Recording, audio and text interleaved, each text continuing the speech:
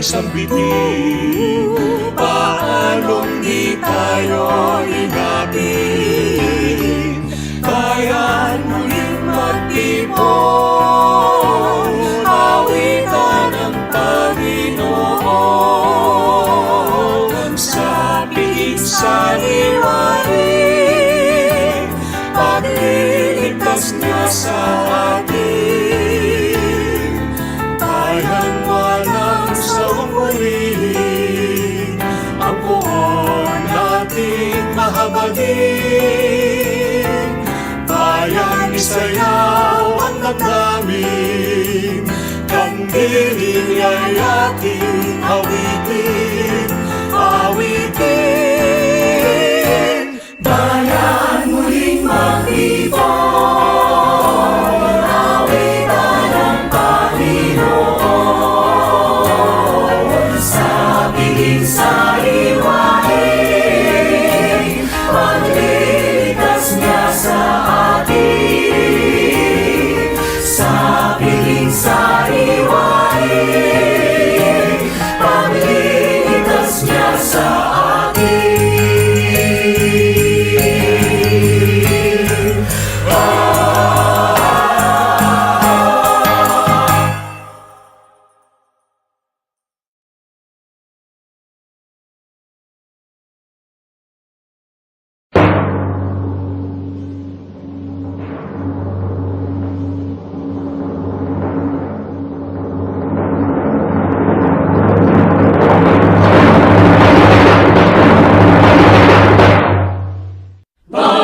Magiliw, pelas ang sinanganan, alam ng puso, sa dibdib mo'y buhay.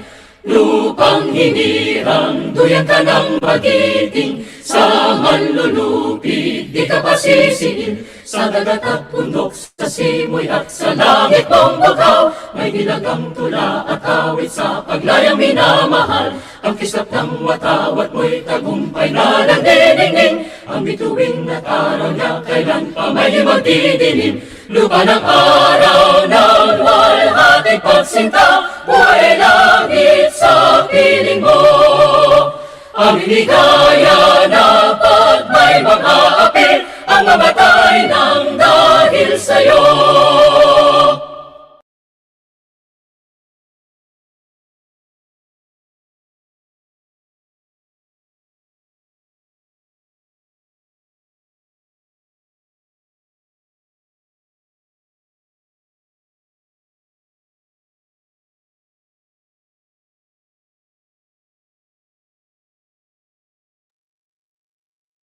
Good afternoon, everybody. We are now starting our webinar on this perspectives on sustainable water for food security, health, and nutrition.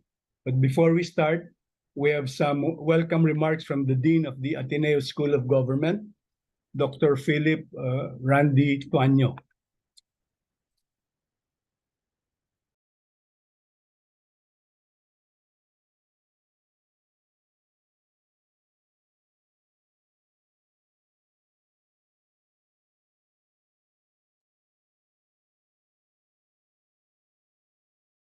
On behalf of the Ateneo Working Group on SDG 2, Zero Hunger, composed of the Ateneo de Manila University, Xavier University Ateneo de Cagayan, the Ateneo de Davao University, the Sustainable Development Solutions Network Philippines, and the Ateneo Institute of Sustainability of the Ateneo de Manila, I would like to welcome you all to this afternoon's webinar on water and sustainability for food security, health and nutrition, productivity, WA economy, and water, sanitation, and hygiene, or WASH.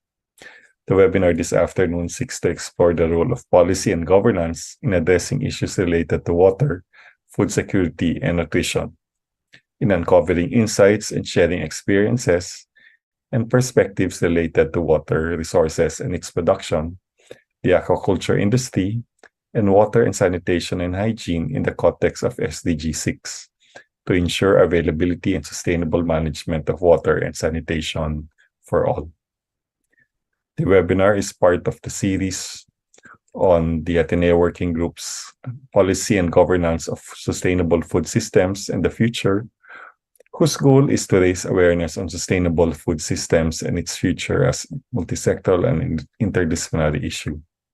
As you know, the Philippines had an undernutrition prevalence rate of 14.7% in the 2017 to 2019 period, which has been exacerbated by the economic lockdowns during the COVID pandemic. The recent inflationary prices of basic food items have resulted in further increasing the number of hungry Filipinos. Undernutrition, as we know, also has caused very high rates of child stunting, which has placed the Philippines in the top 10 countries of high levels of child undernutrition worldwide. This is the third in the series of webinars after those of the webinar on securing food, availability, sustainability, and access, which reviewed the importance of agricultural policy in ensuring that food is available to all, and on social protection and safety nets, which discuss the nature of income and social support in the country. The webinar today will discuss the importance of water in the blue economy in the context of addressing food sustainability in the country. We know that agriculture is the largest user of water in the Philippines, accounting for around 70% of total withdrawals. As the population grows and income rises, the demand for food is expected to increase, putting additional pressure on water resources. Sustainable water management in production can help ensure that there's enough water to produce the food that the people need, while also protecting water resources for other uses such as drinking and sanitation. At the same time, we know that water and sanitation and hygiene, or WASH, is essential for protecting human health and preventing the spread of diseases. WASH also plays an important role in sustainable food system. For example, clean water is needed to wash food and to process it safely. Sustainable water management can help to ensure that there is enough clean water available for wash, while also protecting water resources from pollution. We have several excellent speakers who will share their thoughts on these issues, and I'm sure that the discussion will be able to tackle these different issues related to water in food systems extensively. We are also hoping that implications on policies and institutions will also be discussed as well. Again, my thanks on behalf of the working group and looking forward to the excellent presentations this afternoon.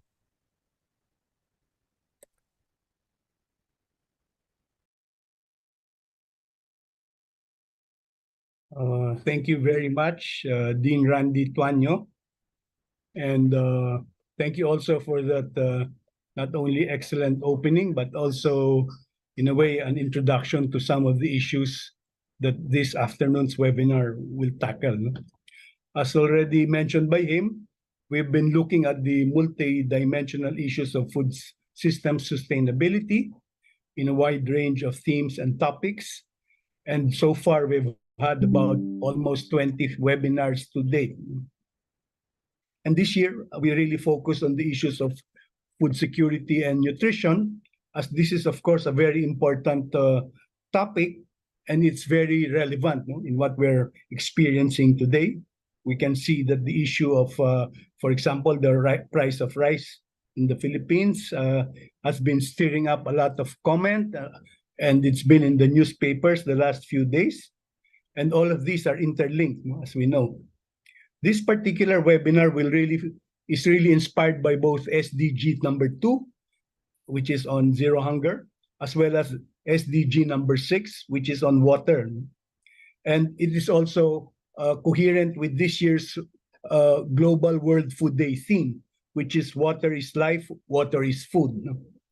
We have been working on the preparations for this webinar for the last few months, and we are very happy that we will be able to bring you a webinar which is going to be very rich in information and also from context, based on the highly experienced speakers we have today. As we all know, all of us need water.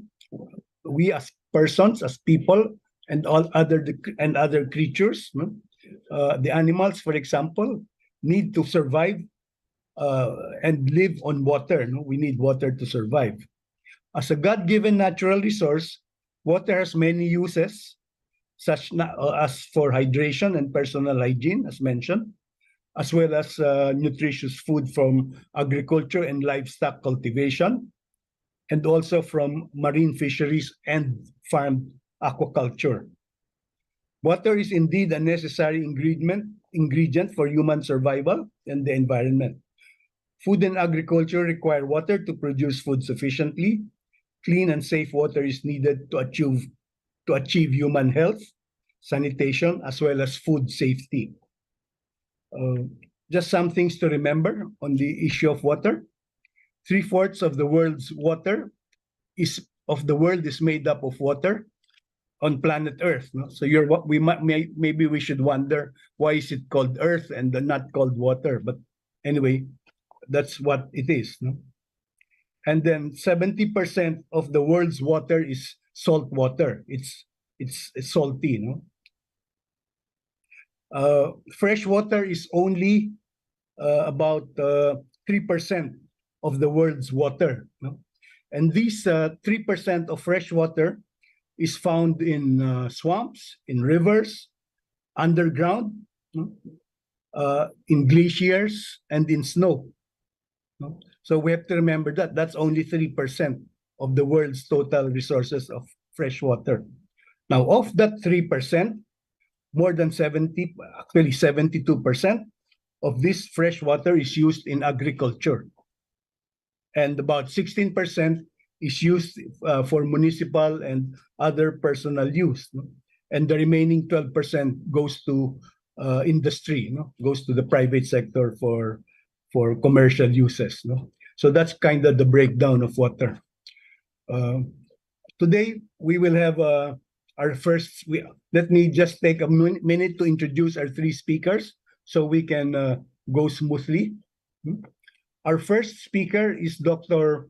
Phil Torrio, who will speak about the conflicting uses of water for irrigation and urban domestic water supply from both the equity and efficiency, or the rural-urban nexus of water equity.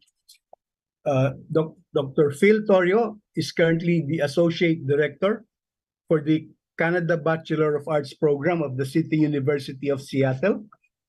He has over 25 years of experience in the field of infrastructure development as a senior corporate officer, government official, and academic scholar. His teaching and research interests are in the area of resource management, governance, Asian conglomerates, infrastructure development, and public-private partnerships.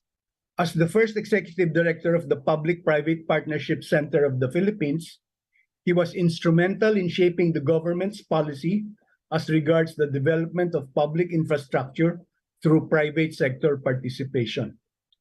He has a PhD degree in resource management and environmental studies from the University of British Columbia, as well as 4 master's degrees from the University of the Philippines, from the Asian Institute of Management, from Harvard University, and from the University of British Columbia. So his diverse work experience, coupled with various graduate studies, allows him to take an interdisciplinary approach towards teaching, research, and advisory services.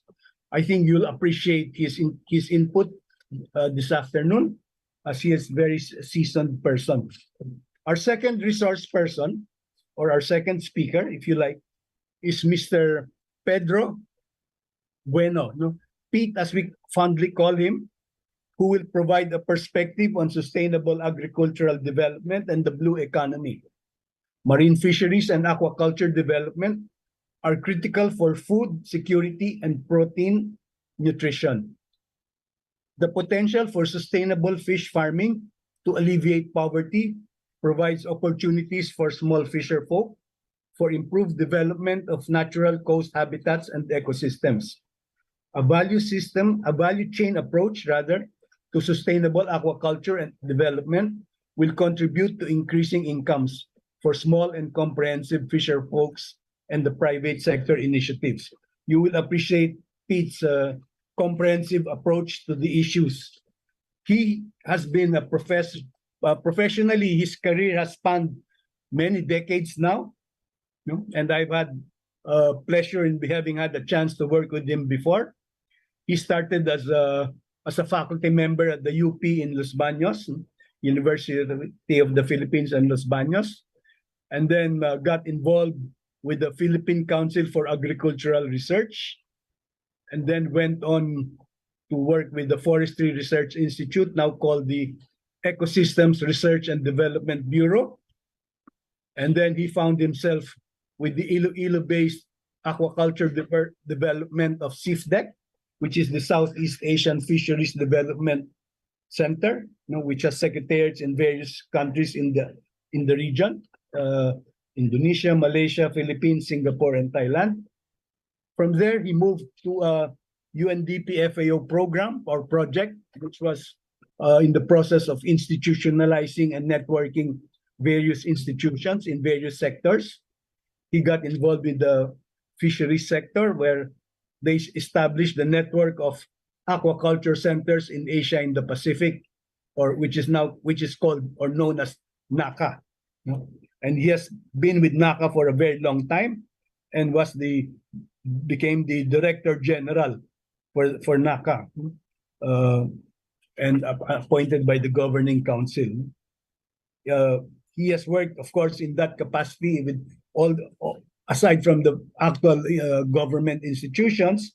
He has also brought in both the private sector, the farmers' organizations and fishers' organizations, and other NGOs into those programs of NACA, and has had funding both from various multilateral, bilateral, and institutions, including the Asian Development Bank, among others. Today, he does a lot of consulting work for various agencies, but I believe mostly for FAO and the World Bank, as well as the ADB and the Australian Center for International Agricultural Research, and then also previously an ASEAN-EU program for Southeast Asia. So that's Mr. Pete Bueno, who will talk to us about the second topic. Our third resource person, or our third speaker, if you like, is Mr. Kevin Lee from New Zealand, originally from New Zealand, has inculturated himself here in the Philippines, and has worked, and Kevin will give us a practical assessment and experience on working with local governments on water and sanitation and hygiene programs, or WASH, as we call it for short, as well as he has also worked in safe drinking water, looking at better practices, policy gaps, and his long experience in this field. He will be able to give you very interesting insights. He will take us through the entire project cycle and show us critical intervention points based on his long-term involvement in the issues. Kevin is the executive director and co-founder of A Single Drop for Safe Water in 2006, and president of Single Drop Consultancy Services since 2012. Both organizations working together to build capacities of government and communities for water and sustainable and sanitation practices and services. Also, he is a founding partner of Data Bridge Technical Solutions, supplying data collection, collation, and management systems for LGUs and other NGOs. Since 2006, his team has directly impacted over 800,000 people with direct wash services or living in defecation-free barangays, and working with government has significantly increased wash investment in 6 provinces and 1 city, in addition to 10 municipalities outside of those cities. Along the way, he has been recognized by various groups, for example, with an Echoing Green Fellowship in 2007, while the work and impact recognized with the Tech Museum Equality Laureate in 2010. And he was also awarded an Ashoka Fellowship in 2015, and winning the START Network's Working Differently Challenge in 2020 for his new Barangay Resilience and Innovation through Empowerment. So this, of course, has been led into disaster risk management work, and he's currently based in Puerto Princesa City, no? So where he will be able to show us in his presentation various aspects of his work.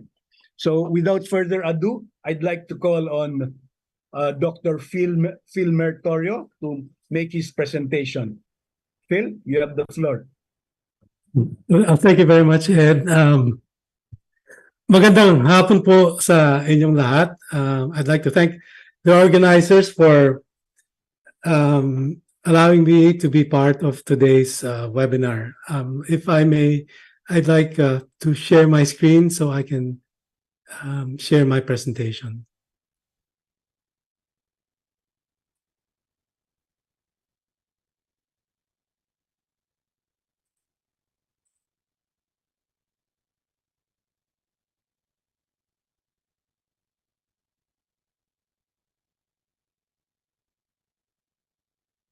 I hope everyone can see this, the slides. So my presentation for today is entitled The Rural Urban Equity Nexus of Metro Manila's Water System. It is based on a paper that I wrote, and it looks at equity issues of Metro Manila's water system as it relates to urban domestic consumption and rural irrigation. It is also looked at in the context of efficiency concerns in urban domestic water supply. So I think Ed has already mentioned that water has so many uses and so many issues. In fact, the water resource is the most difficult resource to manage and govern. It has so many uses. It's used for domestic water supply, sanitation, irrigation, hydropower, fisheries, flood control, navigation, recreation, and also for natural ecological functions, and many other uses. And it has so many issues on efficiency, affordability, cost recovery, financing, governance, privatization, drought, flooding, equity, gender, social justice, human rights, and other many issues. And as such, if anybody who's dealing in the water resource should be able to recognize these many uses and issues and should deal with them in an interdisciplinary manner. If we look at the literature on efficiency and equity, the concept of efficiency, which is trying to get more output from the same input, has really dominated the discourse on resource management. It has failed to address issues on social justice and fairness. If you were just to take a look at it from the point of view of efficiency, it is overemphasized and unable to resolve current water supply problems. And the water supply has always gone to urban and industrial uses from the agricultural sector due to economic incentives and market mechanisms. And as such, there is a need to also look at social justice, equity, fairness, in order to counterbalance the focus on efficiency and markets. The equity concept, on the other hand, if we define equity, it is just the quality of being fair, reasonable, impartial, or just. And it is related to distributive justice or fairness in allocating water or providing water services, or procedural justice, which looks at the regulatory and participatory processes that ensure fair treatment for everyone. And the lack of equity, or the lack of examination of equity concerns, most of the time leads to significant conflicts, disempowerment of consumers, and even denial of basic human rights to water.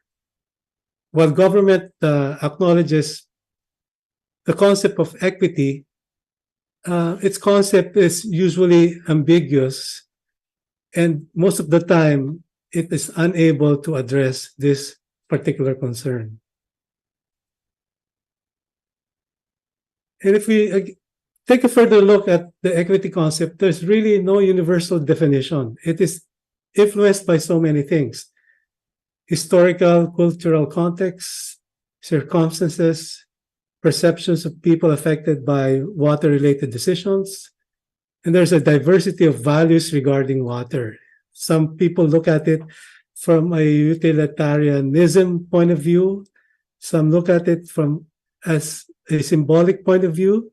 There are also religious implications, and it's a very big part of the values of people as far as lifestyle is concerned. It reflects the context of time, considers past circumstances, and also looks at the rights of present and future generations.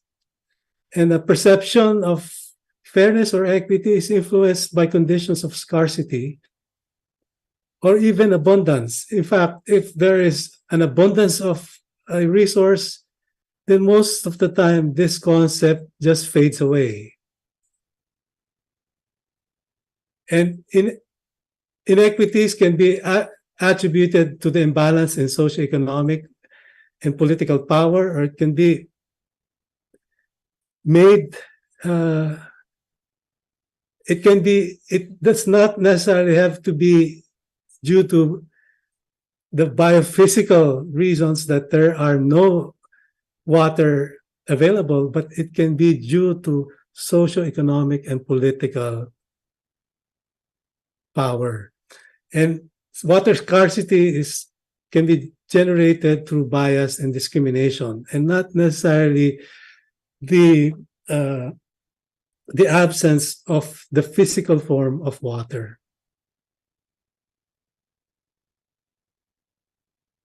So I'd like to take you to this slide and just introduce you to the Metro Manila's water system.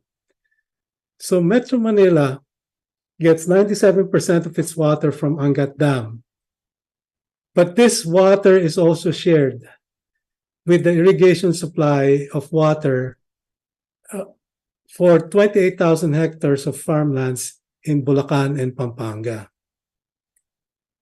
So from Angat Dam, for urban domestic water consumption, it passes through Ipu Dam, 3 big tunnels, goes into a settling basin in Big T, and then from there, it again flows into 6 big aqueducts to a portal in Novaliches, where it is, the water is divided further into 2, water that flows to La Mesa water treatment plant, which goes to the west zone, and also water that goes to the Balara water treatment plant for supplying water to the 8th zone. So Metro Manila's water system supplies about 4 million cubic meters per day of filtered water through 35 pumping stations, 25 reservoirs, and more than 10,000 kilometers of underground pipelines. Currently, it is serving more than 16.4 million people in 21 cities and 16 municipalities in Metro Manila.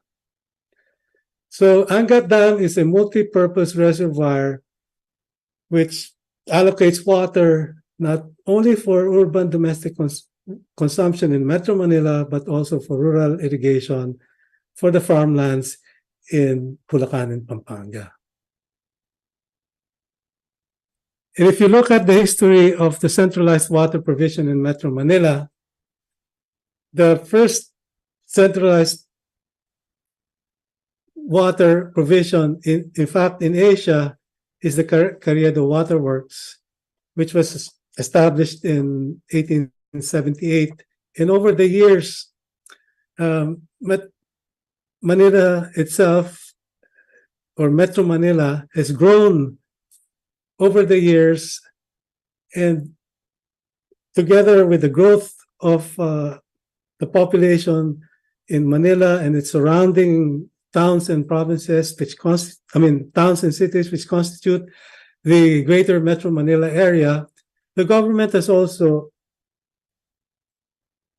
implemented several water provision policies which saw the nationalization or the centralization of water supply and sanitation services for the entire country in one government entity, which was then known as the National Water and Sewerage Authority, only to be decentralized again in 1971 into Metro Manila and the local government water utilities. And in 1997, the government also decided another policy change, which was to introduce privatization in Metro Manila. And as such, from 1997 up to the current time, the water supply and sewerage services, sanitation and sewerage services, are being provided today by two private water concessionaires. And throughout these years, the government policy, which changed the way that water was provided to consumers, was because of the government's effort to look at ways to improve the provision of water supply and sanitation.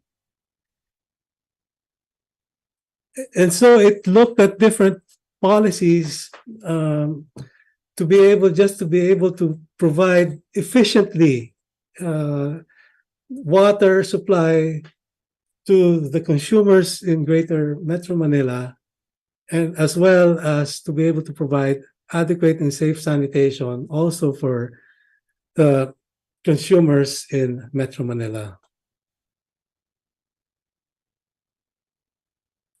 And like all the other water privatization projects that were done in the 80s and the 90s, the privatization was done because there was a need to improve the services of being provided by government entities. And if you look at this particular slide, you'll see that Metro Manila, compared to other cities in Asia, had very poor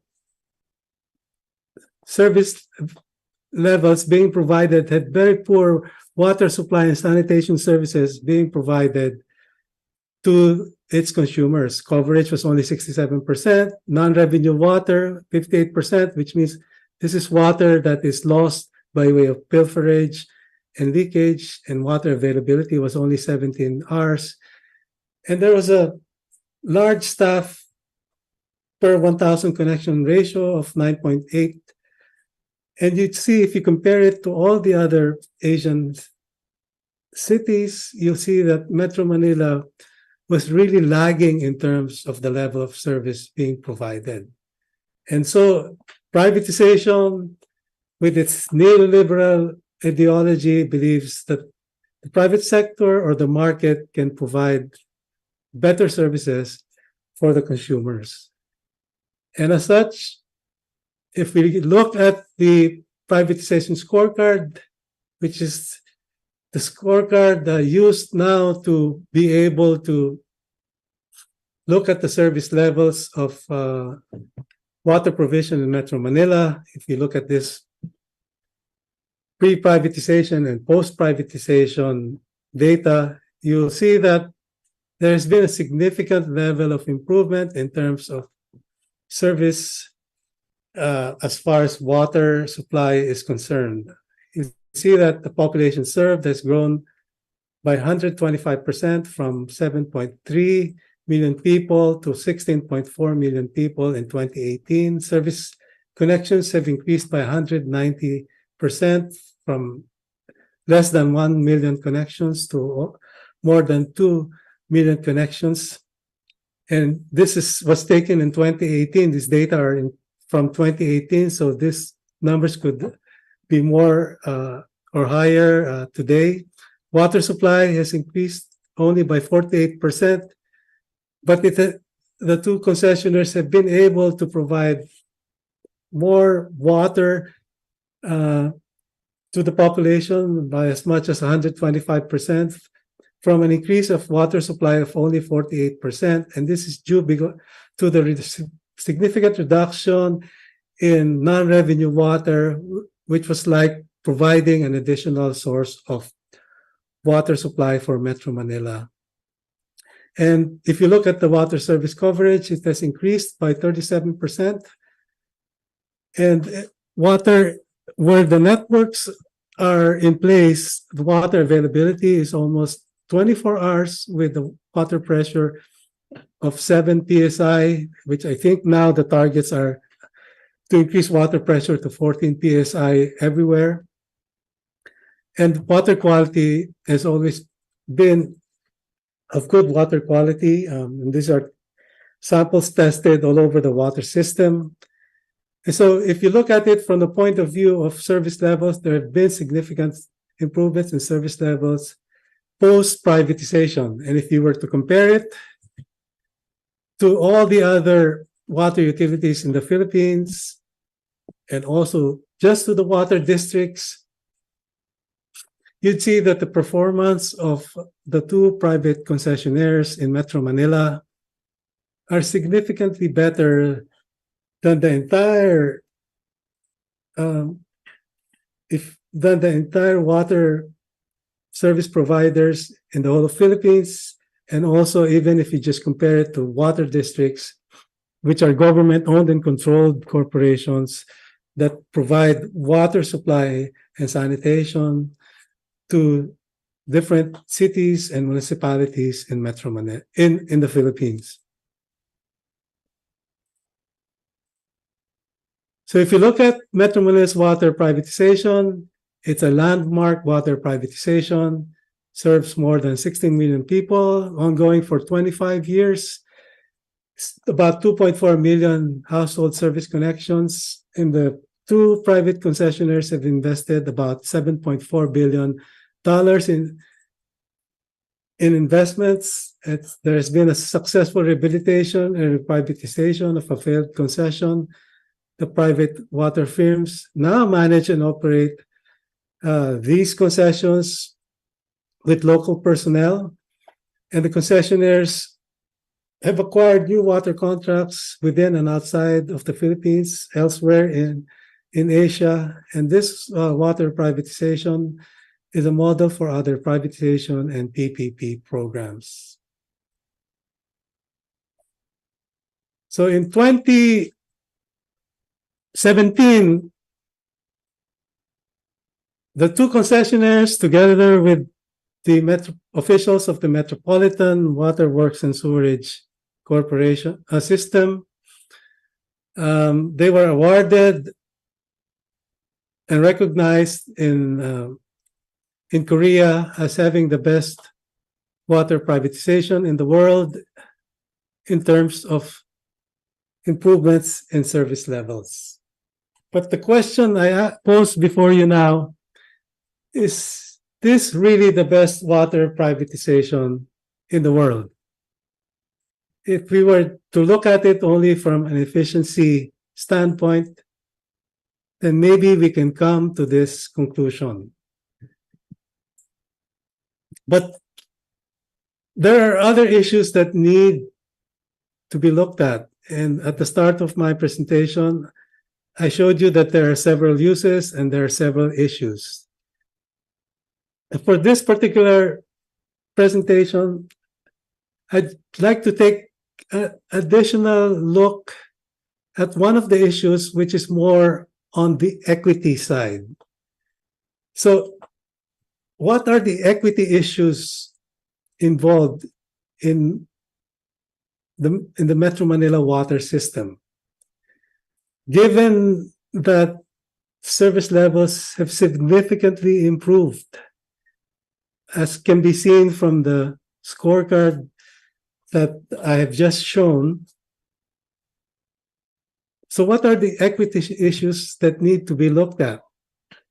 And whether those issues need also to be considered as part of the determination of the success of a water privatization project or any water project for the matter. So in order to take a look at these equity issues, I'd like to go back to discussing with you the situation in the allocation of water in Angat Dam, where we see that water is allocated for both Metro Manila water consumption and also the irrigation supply for farmers in Bulacan and Pampanga. So if you look at Angat Dam, it is a multipurpose reservoir. It has a height of about 131 meters, and it has a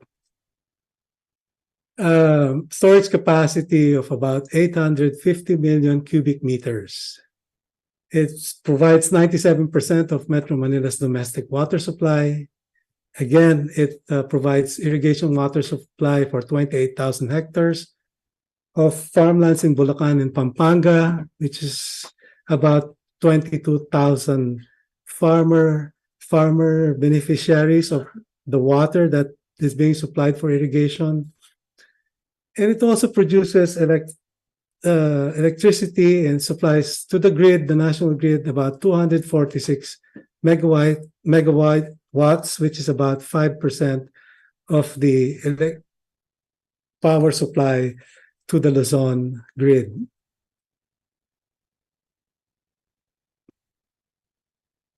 And the allocation of water in Angat Dam is being done through the operating rule curves. And if you see here, there have been two different types of rule curves that have been used.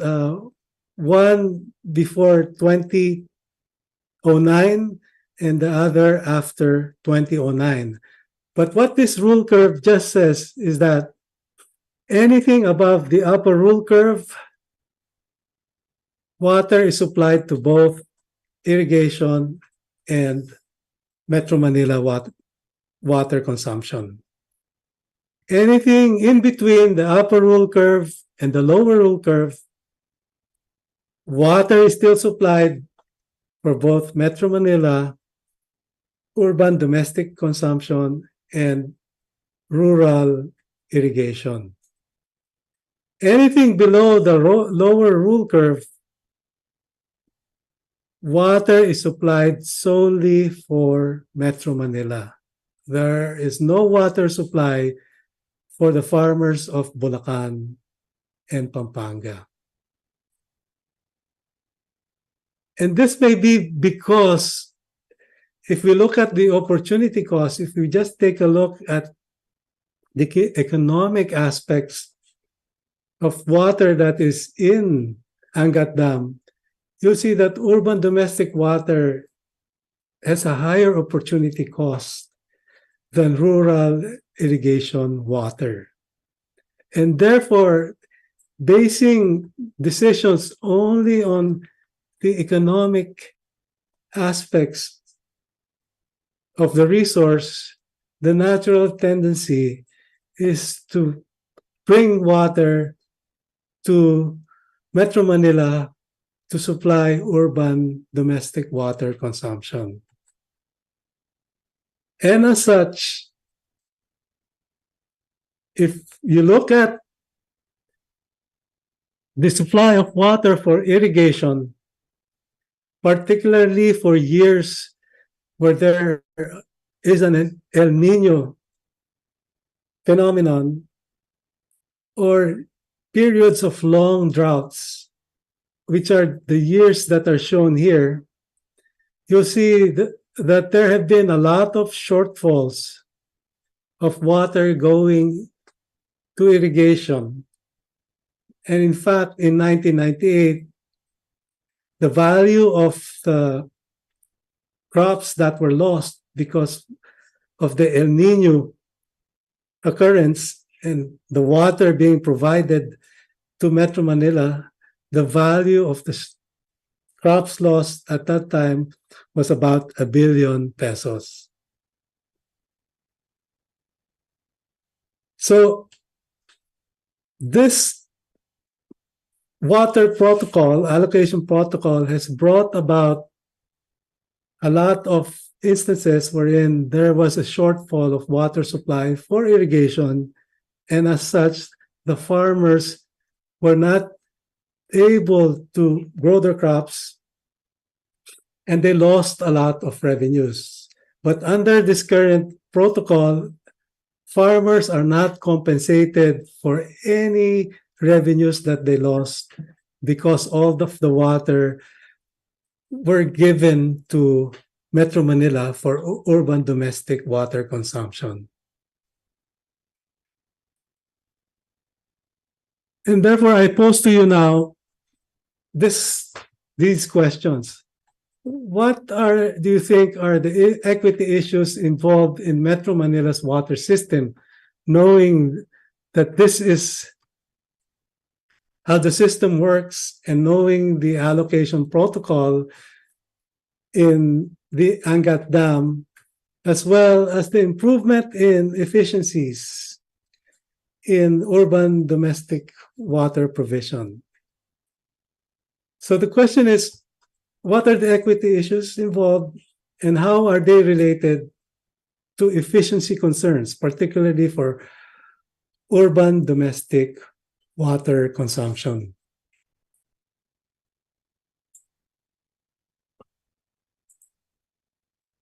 So let's take a look at public sector provision. Let's go back in time and let's look at public sector provision. And this was the time when MWSS, or the Metropolitan Water Works and Sewerage System, getting the service. So the non-revenue water level was at 58%, which means 58% of the water that was brought into the system was lost because of pilferage and leakage. And it was higher than the level of non-revenue water for 50 Asian water utilities. And the average at the time for this 50 Asian water utilities ranged from 35 to 40%. So if we had even just brought the water and non-revenue water to 40%, there would have been 18% more water in the dam, which could have been used for irrigation requirements. As well, there would have been some more buffer stock for use during drought periods. And lower water shortfalls for irrigation helps alleviate farmers' hardships and losses during periods of scarcity. So what is happening to irrigation water that is reallocated to Metro Manila at the time of MWSS? Most of the irrigation water, in fact, if you look at all of the water that goes into Metro Manila at that time, was either lost because of leakage or they were stolen on the way to the consumer's taps. So this was the scenario at the time of MWSS. So what happens now? What after privatization? So we've seen that the non-revenue water level has dropped to 22%. There's a big drop in non-revenue water, which means that there's fewer leakage and also fewer amounts of water that are being pilfered. But the main question here is, although the system now is very efficient, is it equitable? And by asking whether it is equitable, we're also asking, is there access for everyone, particularly the poor households? If there is access, is it affordable, particularly for the poor households? And as well, what is the service level? Is the service level the same for all? Which means that there's not a different level of service for poor households and rich households. So these are things that still need to be looked at, aside from the equity indicators that we've looked at in the previous slides from the privatization scorecard. So is the water accessible to all? Is it affordable? And are the service levels of the same quality for all consumers? So if not, if the answer to this is no, then rural water inequity, which means inequity that is being experienced by the farmers, still persists, together with urban water inequity, which is inequity experienced by the poor households. Because what is happening now is reallocated irrigation water supply may potentially be flowing towards the taps of rich households if we are not able to answer the question of whether urban water provision is equitable. And as such, while efficiency is important, equity, the concept of equity also matters as much. Because if service levels were bad when the government was providing the service, then the water level, I mean, the water was being lost, water reallocated from the farmlands, from irrigation supply, is being lost because of leakage, or it's being stolen because of pilferage. Now, if the water service levels have significantly improved, as we have seen from the privatization scorecard, if the water is not equitable, urban water provision is not equitable, which means that the poor households are not able to access water. If they're able to, it's not affordable, or the service levels have not been the same for all socioeconomic classes, then now we see the poor farmers from Bulacan and Pampanga, they may be actually subsidizing the rich households in Metro Manila. So I present to you the need to look at the concept of, or the conditions of equity in as far as the Metro Manila water system is concerned, because it only not affects the urban consumers, but it also affects the rural farmers who rely on irrigation water that is supplied by Angkat Dam, which is reallocated to Metro Manila during periods of extreme drought or during times of El Nino. And what are the implications for this particular situation? So there's a need for broader equity reviews.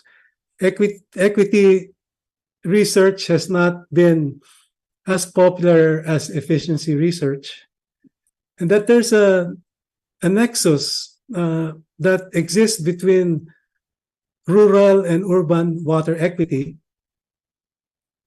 And there's a need to compensate the farmers during conditions of water scarcity when their supply is reallocated in favor of urban water requirements.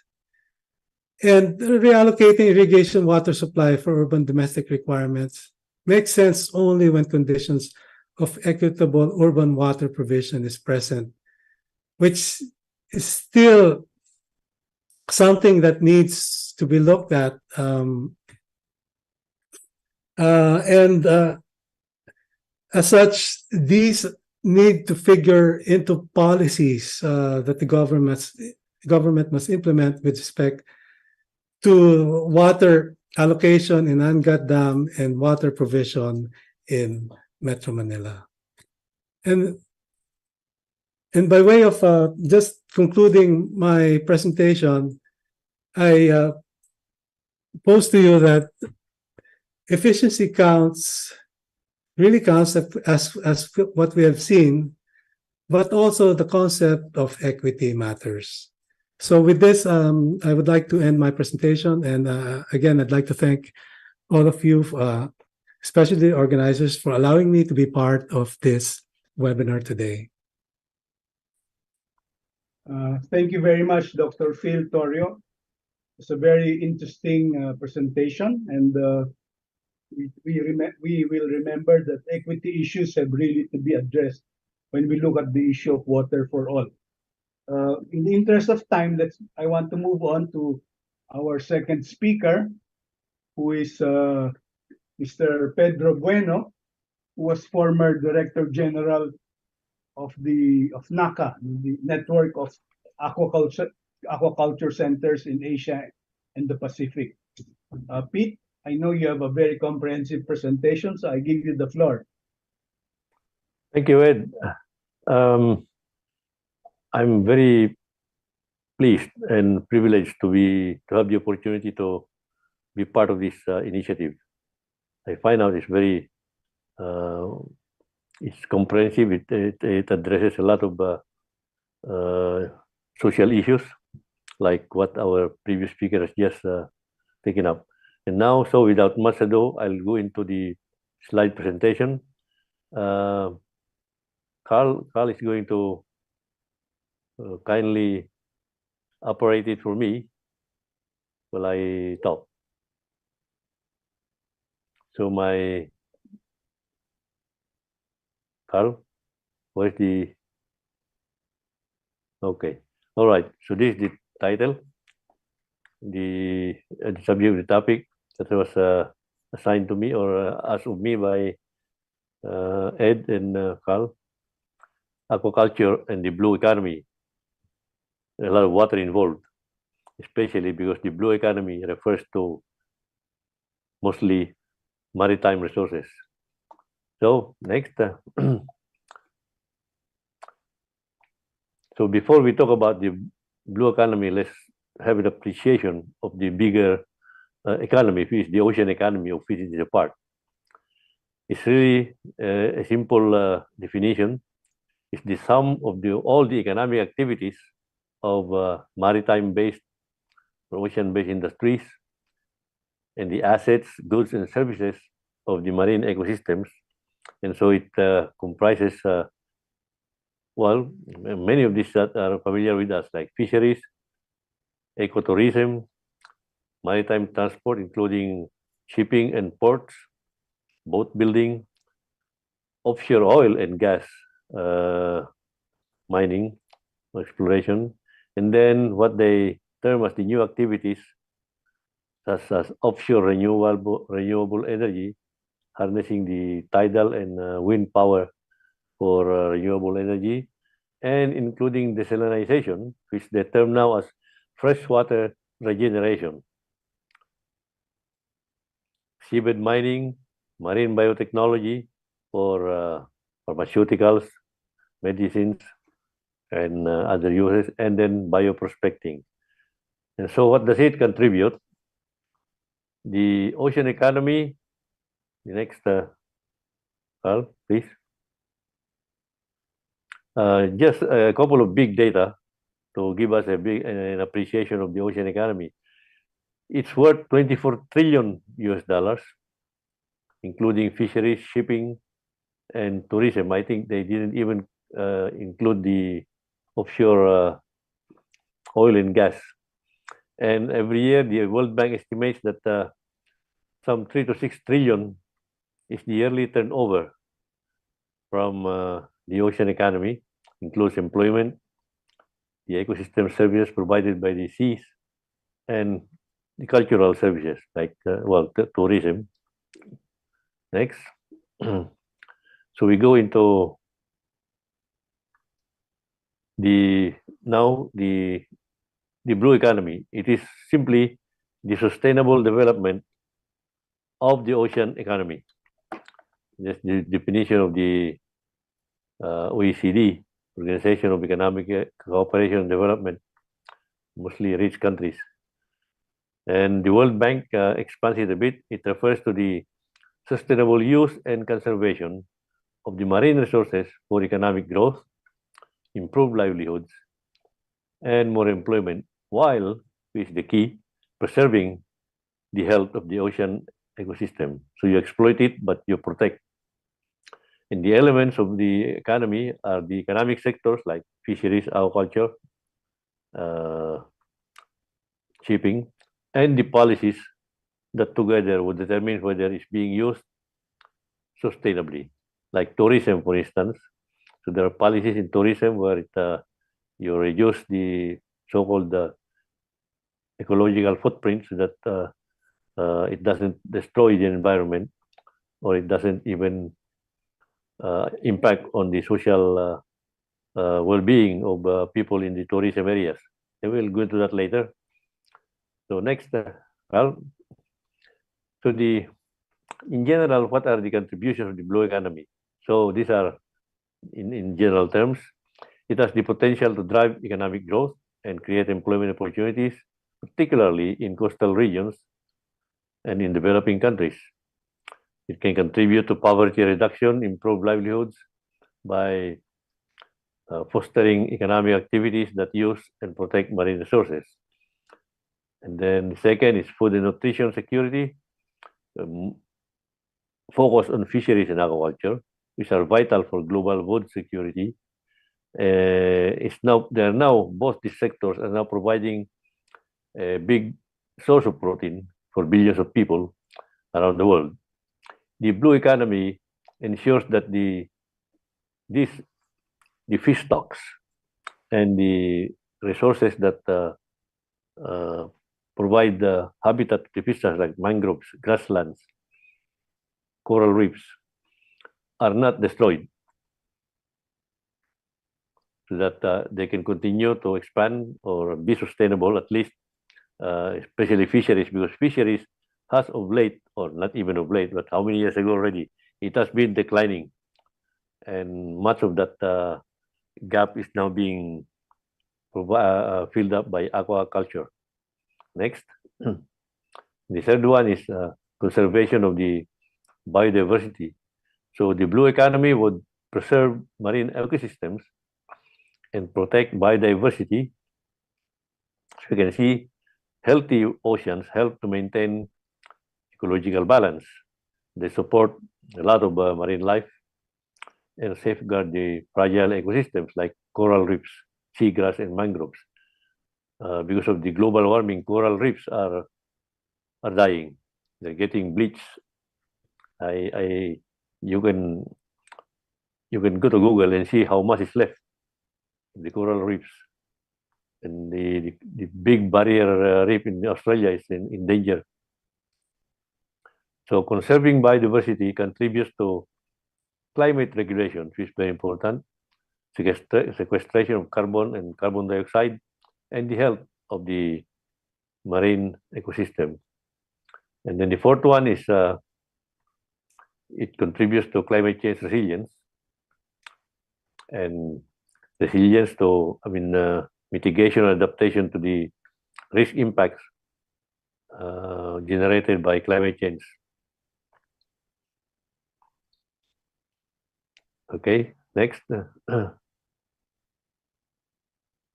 So now let's go into, just quickly, these values are there. You can go and Google it, but it's just a snapshot to give us an appreciation of what, in concrete terms, does the blue economy contribute. So here, 3.3 billion, number of people getting 20% of their animal protein from aquatic foods, all the way down. 300 million derive their livelihoods from marine fisheries and the value chain of that fisheries sector. 264 billion, now the value of aquatic food production from aquaculture. And that was in 2018, it's increasing. And for aquaculture, which our focus later on, this 106 million tons from aquaculture now contributes 62% of the food by people. Oh, it's expected that 62% will be provided by aquaculture by the year 2030. So that's a snapshot of the concrete contribution of the blue economy. Next. And so livelihoods. So 38 million number of people working directly in fishing, 21 of these in aquaculture. And as to gender equity, you'll notice when you go to the markets, mostly it's women. Even in the aquaculture business, a lot of women activities, especially in seaweed farming, and even in fishing. So 1 in every 2 workers is a woman in the primary and secondary sector of the fisheries and aquaculture industries. They provide labor, but more than that, innovative ideas and entrepreneurship. I can quickly mention a Bimale Rural Improvement Club that Professor Valenzuela and I had the good fortune of visiting and helping in a biogen workshop and training. They started with a small production of milkfish in Bimale. Then they worked into value adding, simple processing under a mango tree. And then they expanded and developed a lot of bangos products for various markets in the country, and they've been planning to export. I think they might be exporting now, Ed. And now they have a big processing plant, of course, donated by the government in Binmali. They started with a few members. At that time, they even reached 135 women members in the community, 2 men members. When we were there, they were down to 85 women and 2 men members. So it's also a social enterprise. That's the Bimali Rural Improvement Club. There's a write-up of that on the web. Just a brief case study, FAO. In climate change, the production of aquatic foods has a much lower carbon footprint and far fewer biodiversity impacts than the production of crops and livestock. And seaweed itself helps mitigate some of the impacts, like it absorbs carbon, it absorbs some pollutants like nitrogen and phosphorus. Next. So now we've narrowed down to the Philippines. Okay, for context, in 2021, this is the GDP of the Philippines, 394 billion US dollars. And this is how the contribution of the maritime economy, 14 billion US dollars. The gross value added from fishing and aquaculture was 5 billion. And then the value of the production from fishing in 2021 was 3.5 billion. Value of production from aquaculture was 2.5 billion. And the product output from capture was 2 million metric tons and culture 2.35 million tons. So that's broadly the contribution of the blue economy, the national economy.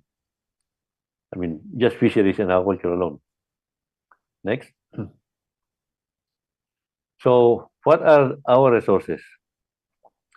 I took this from a publication from Dr. Rodora Azanza and 4 other authors. It's called Valuing the Blue Economy Resources of the Philippines, produced by the Ateneo there with the Ateneo School of Government. So we have a sea area of 2.2 million kilometers, but don't tell that to Mr. Xi Jinping. A coastline length of 36,000 kilometers, one of the longest in the world. And our coastal waters are supposed to be 266,000 square kilometers. The reefs, we still have 26,000 square kilometers in mangroves, but this was an estimate made in 2005 yet. It's probably less now. But I know because we've been reforesting and the government has put a stop to mangrove clearing for fish ponds. So I hope it has increased lately, more than, well, almost 2,500 square kilometers, and some seagrass of almost 1,000 kilometers.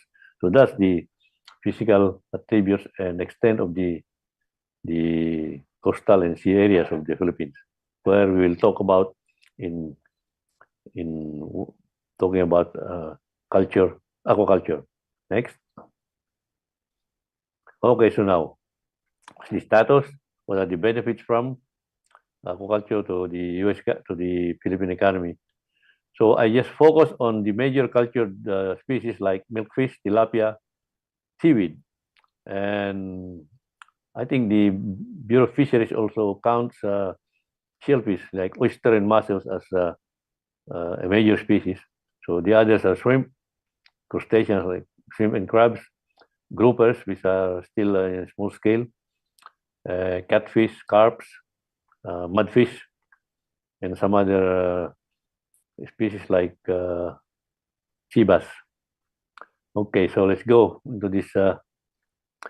So in 2022, the export earnings from milkfish alone was, the per capita consumption was 2 kilograms from a production of 442,000 metric tons, valued at more than 17 million pesos in 2021, and decreased a bit because of, I think, the effect of the COVID pandemic, 15 million in 2022.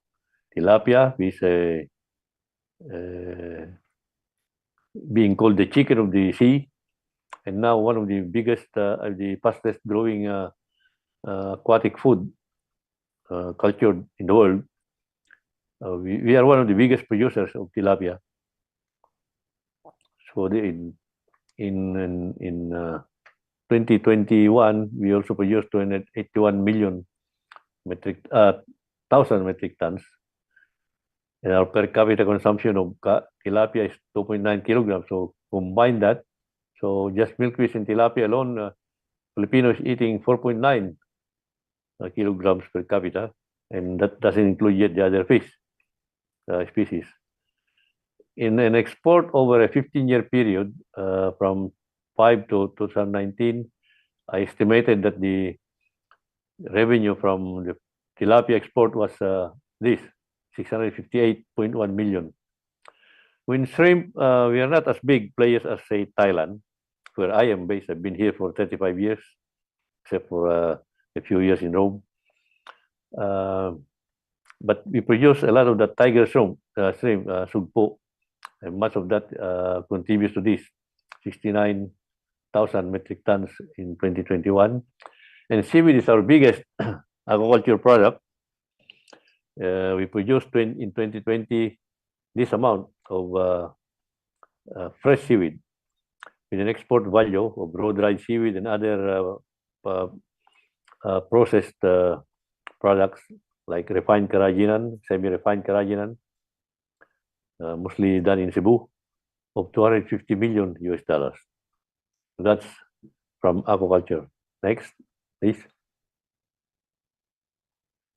I would like to focus on seaweed because it has a lot of benefits, and because, well, not only are we the fourth or third or fourth biggest seaweed producer in the world, but seaweed has a lot of benefits to the coastal ecosystem and to climate change. So right now, there are 200,000 families and estimated 400,000 individuals engaged in seaweed farming. So that's a husband and wife, double there are probably some other employment in the family. And in trading, we have 400 industry players from the villages, the barangays, to municipal, to the provincial. And we have 16 carrageenan processing plants, 4 multinationals and 12 locals, mostly concentrated in Cebu. And so they provide employment. And right now, the area's farm is only 60,000 hectares, of the total farmable area of this 700,000 hectares. So that's the extent of the seaweed farming in the Philippines. That's why we are even importing raw material for the Cebu plants from Indonesia, which is the biggest seaweed producer in the world now. I mean, of carrageenan, the carrageenan yielding seaweed called Kapaphycos and Eucuma. If you're familiar with that, in your ice cream or beer, your beer would not be that liquid nicely, or paint would be lumpy without the colloids from the carrageenan, from our seaweed. Okay, next. So these are the uses of seaweed as a food, snacks, a thickening agent for food products like this, binders, emulsifiers, stabilizers, paint, beer, ice cream. It is also used as a fertilizer, as a feed for livestock. In fact, livestock fed with seaweed have been tested to produce less emission of methane and nitrous oxide. So it reduces their emission.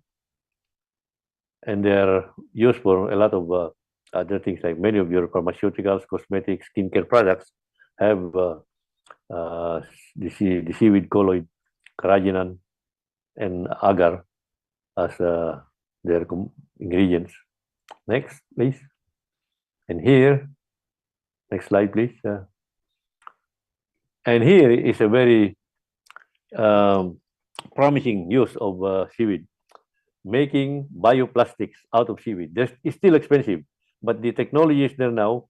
I have been in touch with, in a previous project I was involved in with the World Bank and the GEF, where it will be sited in the Philippines, Palawan, and Vietnam. A company in Germany will provide a pilot plant to be sited, I think, in Palawan, to be put up there, to produce carrageenan pellets, seaweed pellets, that will be processed into bioplastics, packaging, cups. In fact, there are now cups where you can drink the water or whatever in that and eat the cup. And this biodegrade and become fertilizer. So it's a very important contribution, and will be a great contribution to plastic, reducing the plastic pollution in the world is a hell of a lot. And emission. So that's a very high potential. In fact, the technology is there, and there's some production now. So all these sachets, the plastic sachets, plastic could be replaced. If only 10% could be replaced by seaweed-based bioplastic, then that's a significant contribution to reducing the plastic pollution and emission. And land pollution, of course, because it takes how many thousand years for it to degrade. Okay, next. So in summary, again, these are the benefits: food and nutrition security, livelihood, employment along the value chain. You turn waste to wealth, because in fish feed, for instance, there's a lot of materials that could otherwise be waste that the feed manufacturers, whether farm-made feed manufacturers or the commercial feed manufacturers, are turning into valuable aquaculture feed for fish. And the seaweeds and the bivalves, oysters and mussels, the others, can clean the water. Like seaweed, they absorb nitrogen and phosphorus and carbon, sequester it, and the bivalves filter the solid particulate. So they clean up the coastal waters. And like I said, the production of materials for industries, and then reducing pressure aquaculture can reduce pressure on wild fishery, so it can help conserve biodiversity and, of course, national revenue from exports, taxes. Okay, so generally, okay, now here's the evolution of aquaculture, development aspirations. So let's start with the basic one. So our farmers wanted higher yields, higher productivity, fewer risks, and of course, higher profitability. And then it evolved into having better market access, more opportunities for increasing revenue. And then the third one, equitable sharing of the benefits from fish farming among all the stakeholders. And then on to reducing environmental impacts of aquaculture, like the shrimp ponds. They have been known to produce a lot of environmental impacts from the discharges, and of course from external and having social. So throughout the years, the aspiration has evolved to include all these five, from a basic one of higher yield, higher profitability, to include all these five aspirations or goals. So how are we addressing them now, or trying to get to achieve these aspirations? Next. Next, please. So, like I said, there have been the milestones in the development of aquaculture. We started with one and then progressed to all six, becoming an all-inclusive set of aspirations. Next, please.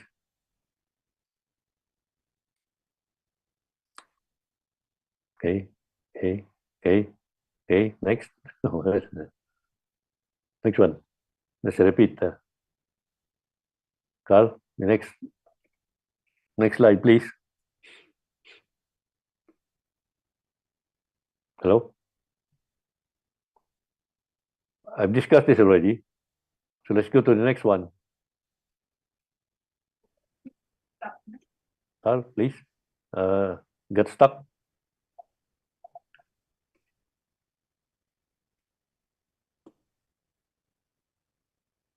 How did this happen? Okay. So now, from all these facts and ideas, let's go into some more inspirational aspect. So, what would be our mission? Our mission.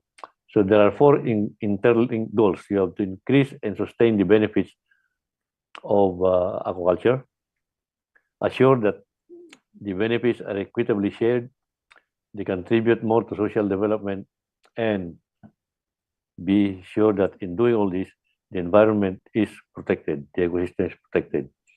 So you have the resources, the values, and the sustainability objectives. Next. Now, these are just examples of systems and approaches that contribute to the aquaculture development goals. So I start with a rather, it's an old idea, integrated multi-trophic aquaculture, developed by a good friend of mine, Frank Chupan from Canada. And it's nothing but integrating into one landscape, the shoreline, for instance, the coastal waters, synergistic species that provide, that are synergistic. In other words, you have fish, okay, and then seaweed and bivalves, and on the bottom would be, in some countries, sea cucumber. So all these valuable species. So they contribute some to the food of the others, or reduce the waste from the, say, from the fish feed, and utilize them as for food, like the bivalves. And so that's called integrated multi-trophic aquaculture. They feed on the same different columns of water, but contribute to it. So that's it. You can there are yeah. So that's an illustration of this system. The the importance of this, or the value of this, is environmental sustainability is achieved through the mitigation effect of the extractive species. The extractive species are these: seaweed and the bivalves.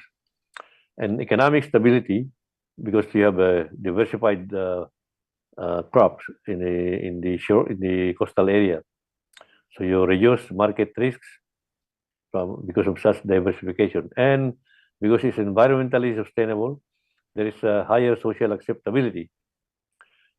There is a new concept now called regenerative ocean farming, and this would fall under that, especially if you only use seaweed, bivalves, and sea cucumbers, and even polychaetes.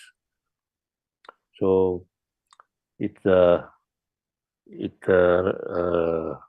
what is called restorative or regenerative ocean farming. Okay, that's the concept of this. Next, a desired outcome of an IMTA would be a better market access and a better price for the product, especially if you have it certified, because of the favorable attitude that it generates among consumers, who are now very particular about environmentally sustainable and socially responsible farming or product of farming. So in sum, the goal of IMTA is to achieve sustainability of the environment, to mitigation of the waste, economic stability, and better management and socially responsible practices. So you can go to this, just Google IMTA, Mr. Frank Chupan, and a lot of this come out on IMTA. Next. So there are other production systems like polyculture. So a lot of more than one species in one confinement, or like a cage. And well, it's not probably in the marine ecosystem, but integrated crop livestock fish farming has been popularized in China, when they had the integrated farming systems. They had carps, 4 species of carps in the same pond, chicken and pigs for the manure to produce the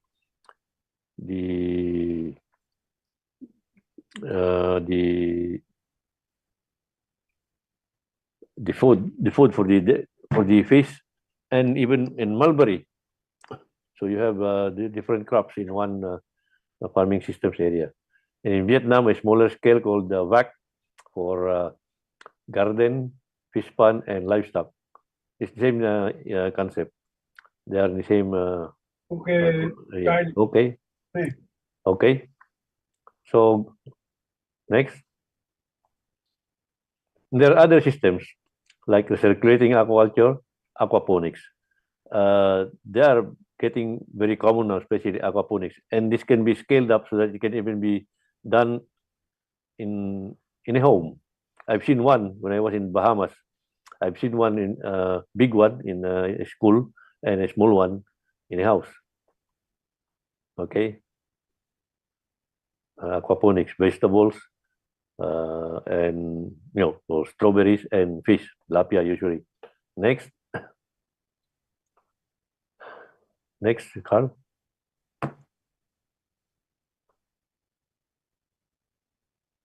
Can we go to the next slide?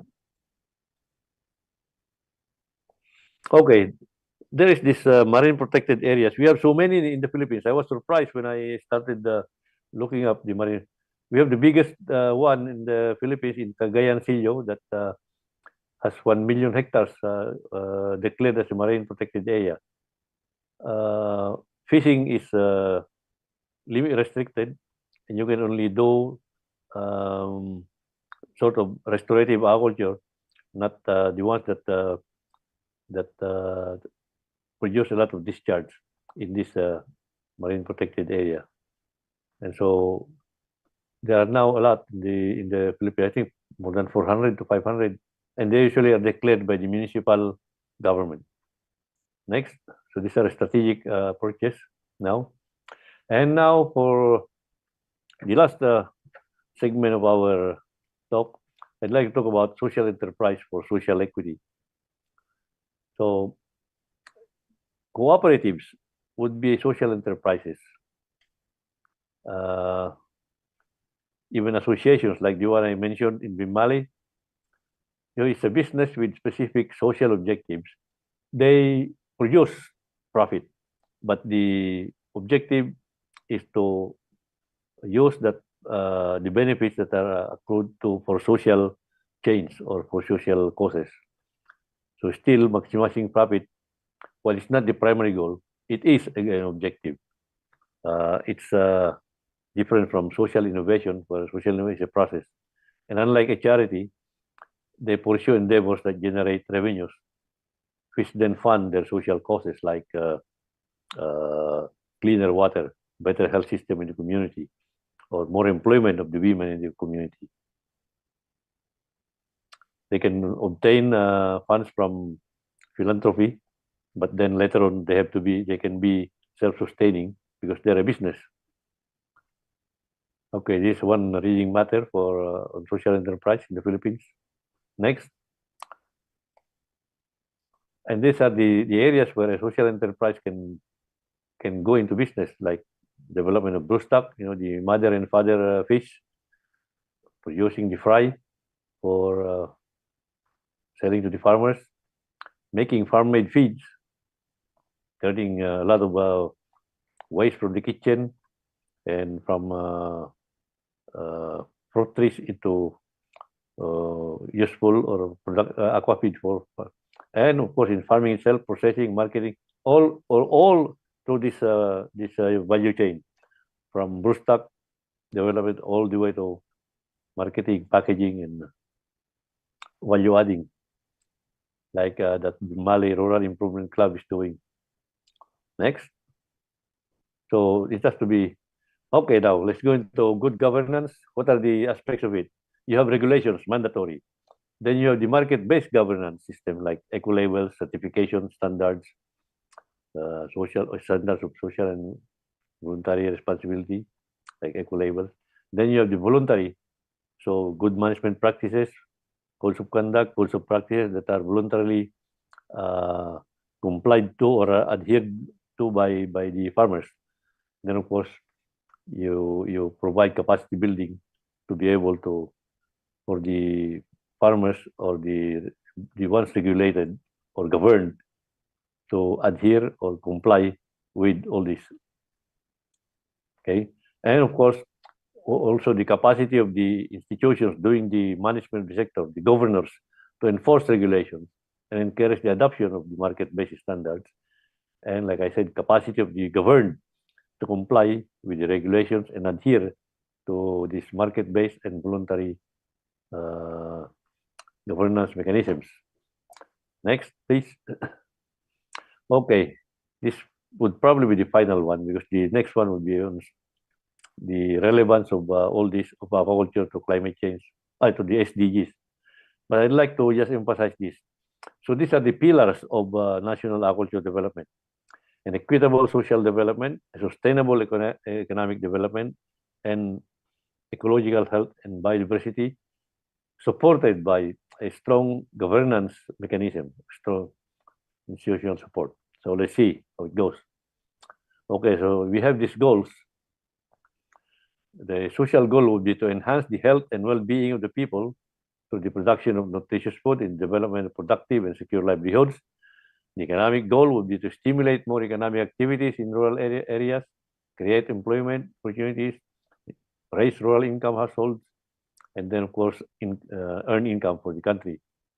And ecological would be to promote the conservation of aquatic biodiversity, enhancement of genetic resources, conservation of natural resources, and ecological resilience to all forms of risks. And these are supported or enabled by an enabling environment, policies, rules, regulations, and all the things I said a while ago, to effectively manage the sector, provide support services like R&D, technology, innovations, technical advice, information, markets, sustainable and responsible development, and to help facilitate an equitable sharing of the benefits. Next. And how are they linked? So here, social stability and equity are requisites of a conducive social climate, which then encourages investments in economic development, in business, and in environmental management. On the other hand, an economically developed community really tends to pay more attention and allocate more of their resources to improving their environment. And economic development fosters social stability and may even encourage equity. On the third one, you have healthy and resilient ecological systems. These can better support economic development and contribute to social resilience. So then you have effective governance to underpin all this: social accountability, orderly and equitable economic development, and ecological protection. So that's how they are linked when we set up our objective for aquaculture development. Next, please. Okay, so just a snapshot of the businesses that are being that can be for the contribution to livelihood and food and nutrition of aquaculture and fisheries, aquaculture especially. Next. But we have a lot of problems, issues, threats. So one, we are vulnerable to typhoons. And now the warming climate, warming waters. And so if we ignore these threats, then investments will be discouraged. You will bring in investors for social enterprises or businesses based on maritime resources like marine aquaculture, seaweed aquaculture. Then you have destructive fishing. They destroy the reefs. They destroy the fishery. The biodiversity by killing even the small fry with nothing to replace the fish in the ocean. So that's why you have this strong international agreements now against IUU, illegal, unreported, and unregulated fishing. And this one is quite important. Poorly managed tourism that usually exceed carrying capacity of a site. And so this can inflict what economists call negative externalities on the resources and the beneficiaries, the people.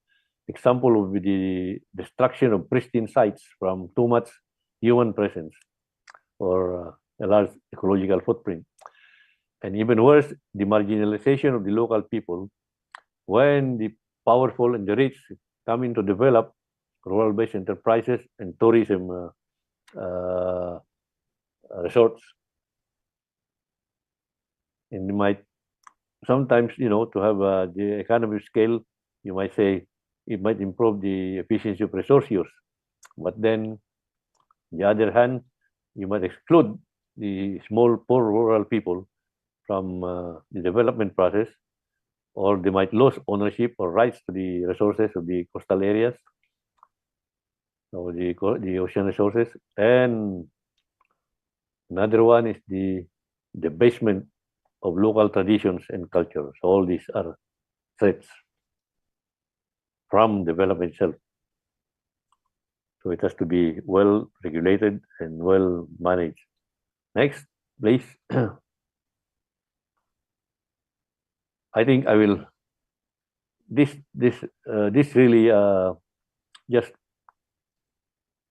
sums up, provides some guidelines on governance of nearshore aquaculture.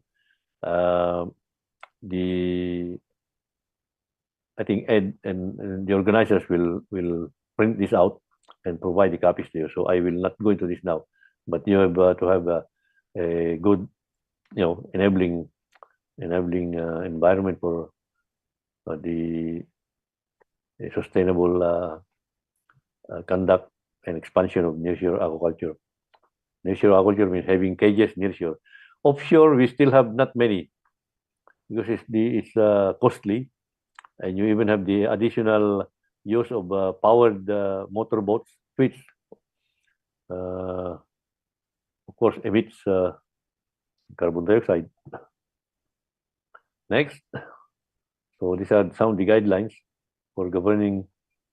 So all this, research and innovation, engage with local communities, establish cooperation with other countries, strengthen the monitoring and enforcement of rules and regulations.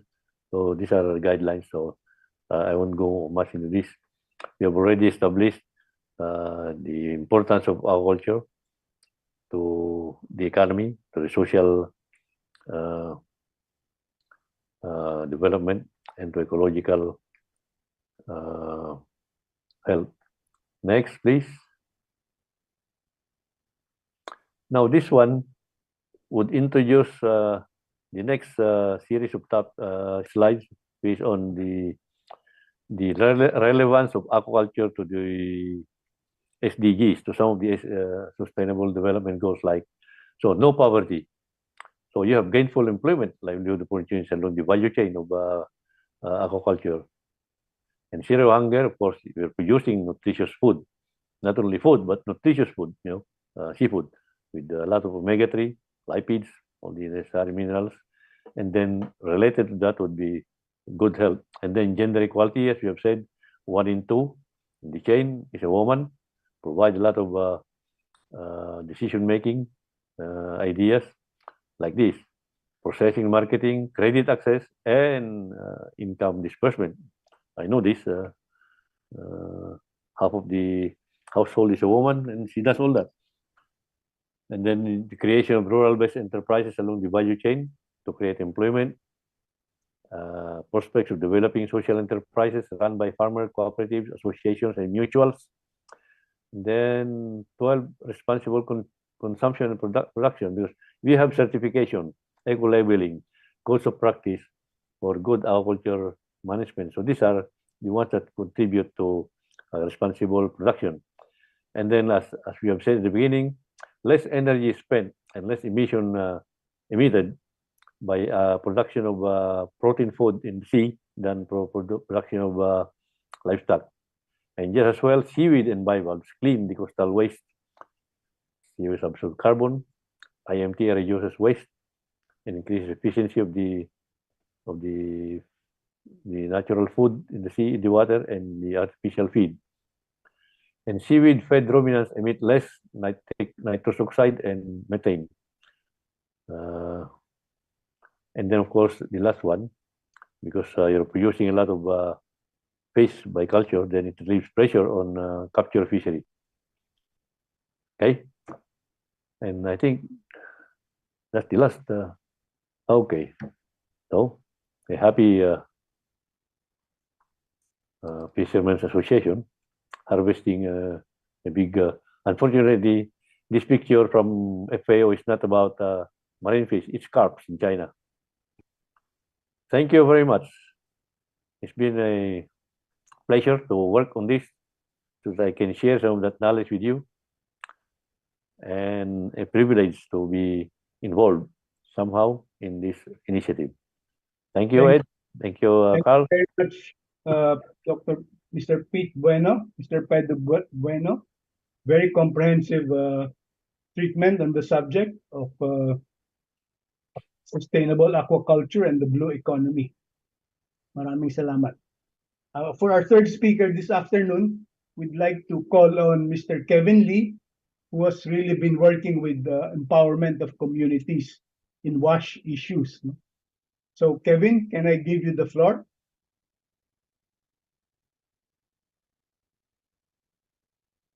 Kevin?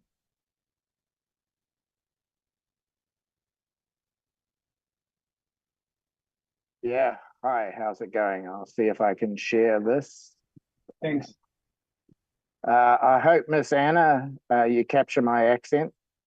So we'll see how it goes. Is that full screen? Yep. So water is life. That's what everybody says. But in reality, it's not that important.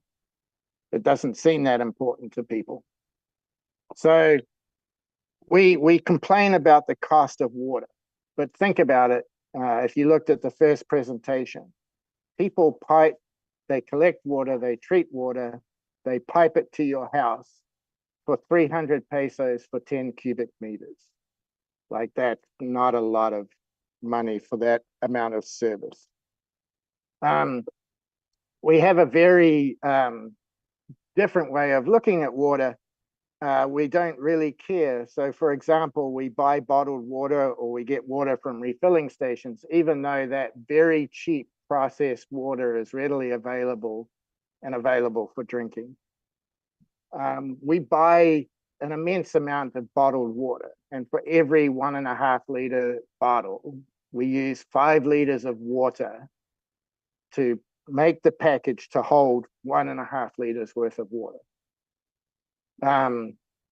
Another thing that shows that we don't really care is that we have a crisis. So in 2019, at the end of 2019, remember the big water crisis in Manila? So we turned off the water to all the poor people.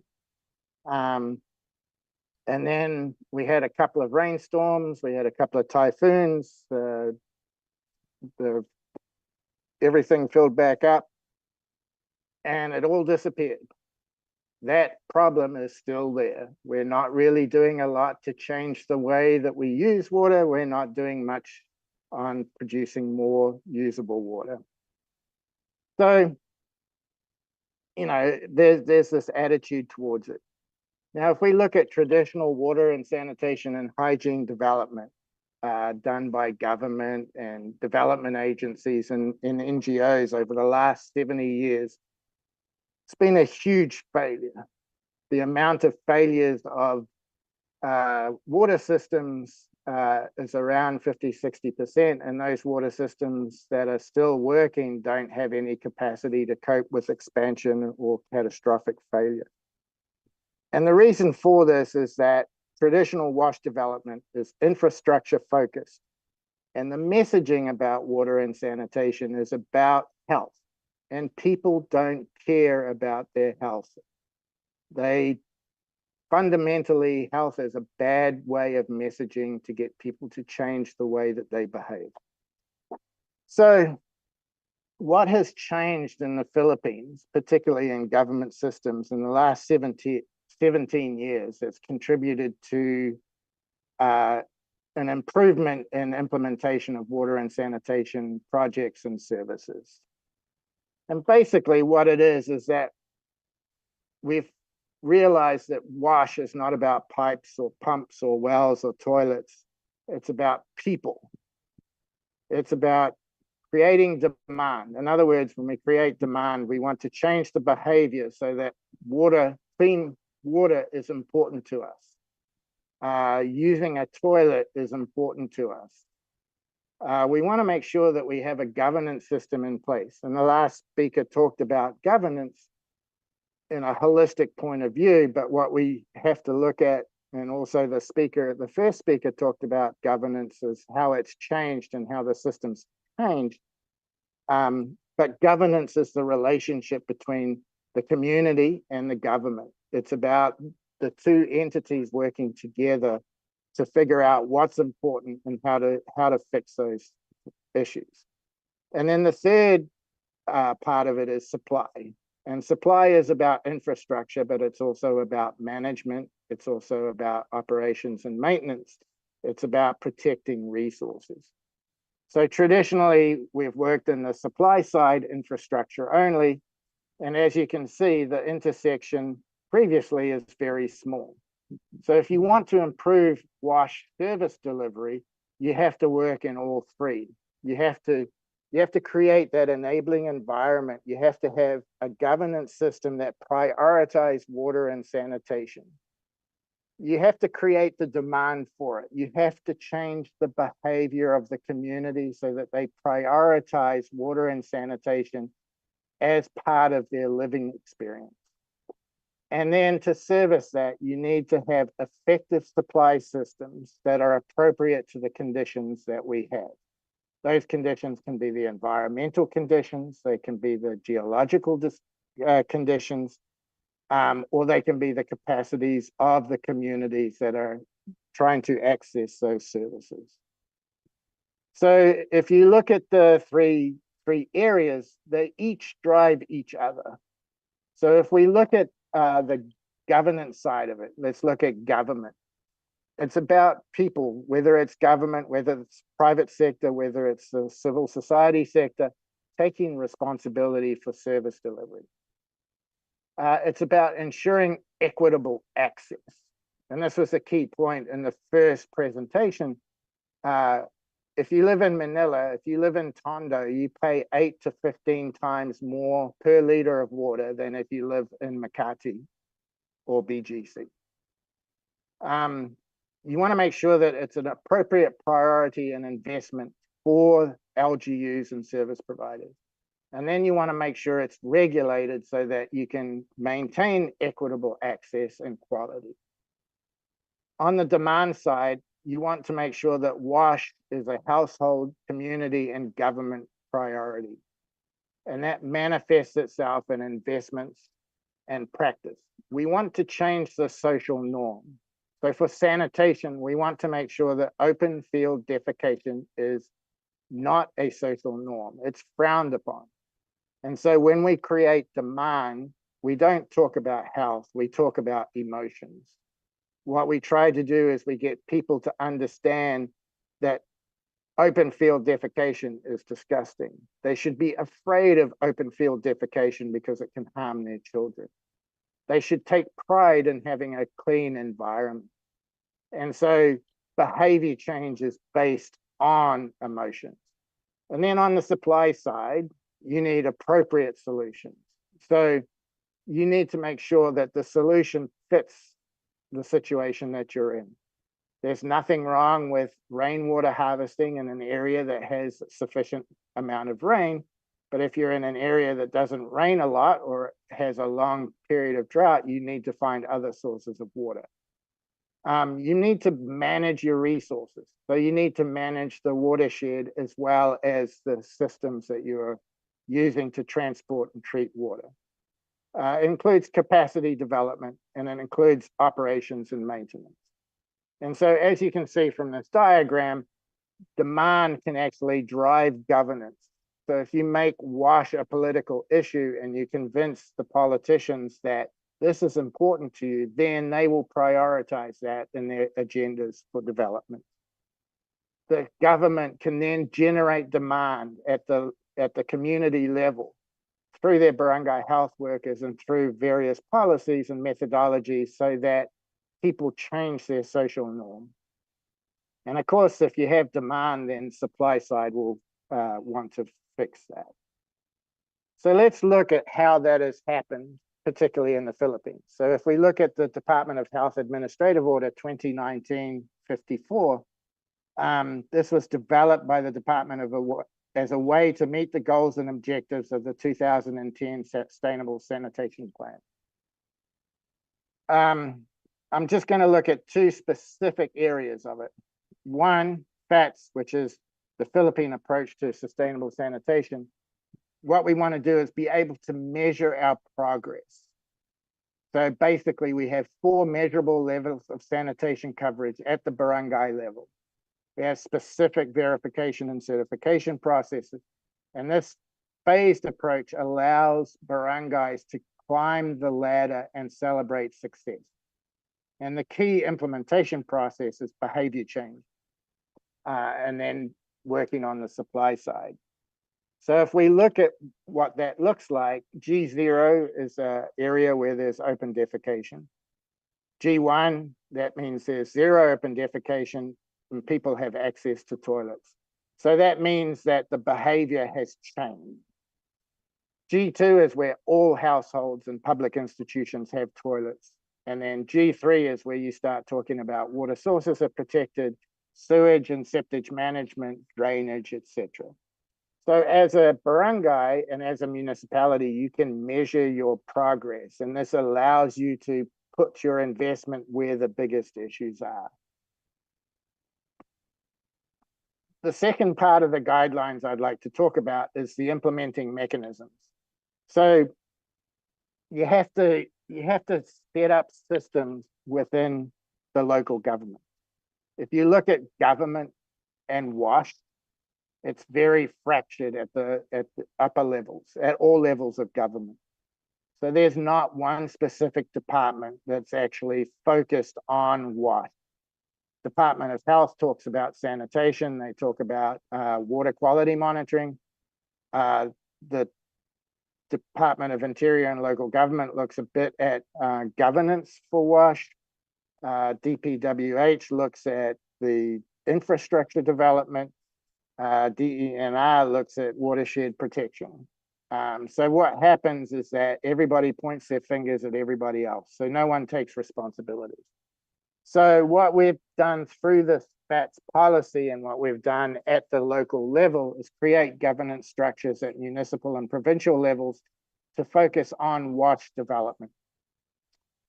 We make sure that they adopt national level WASH policies and develop local policies for the institutionalization of WASH development. The key point there is to institutionalize it so it becomes a part of their way of working.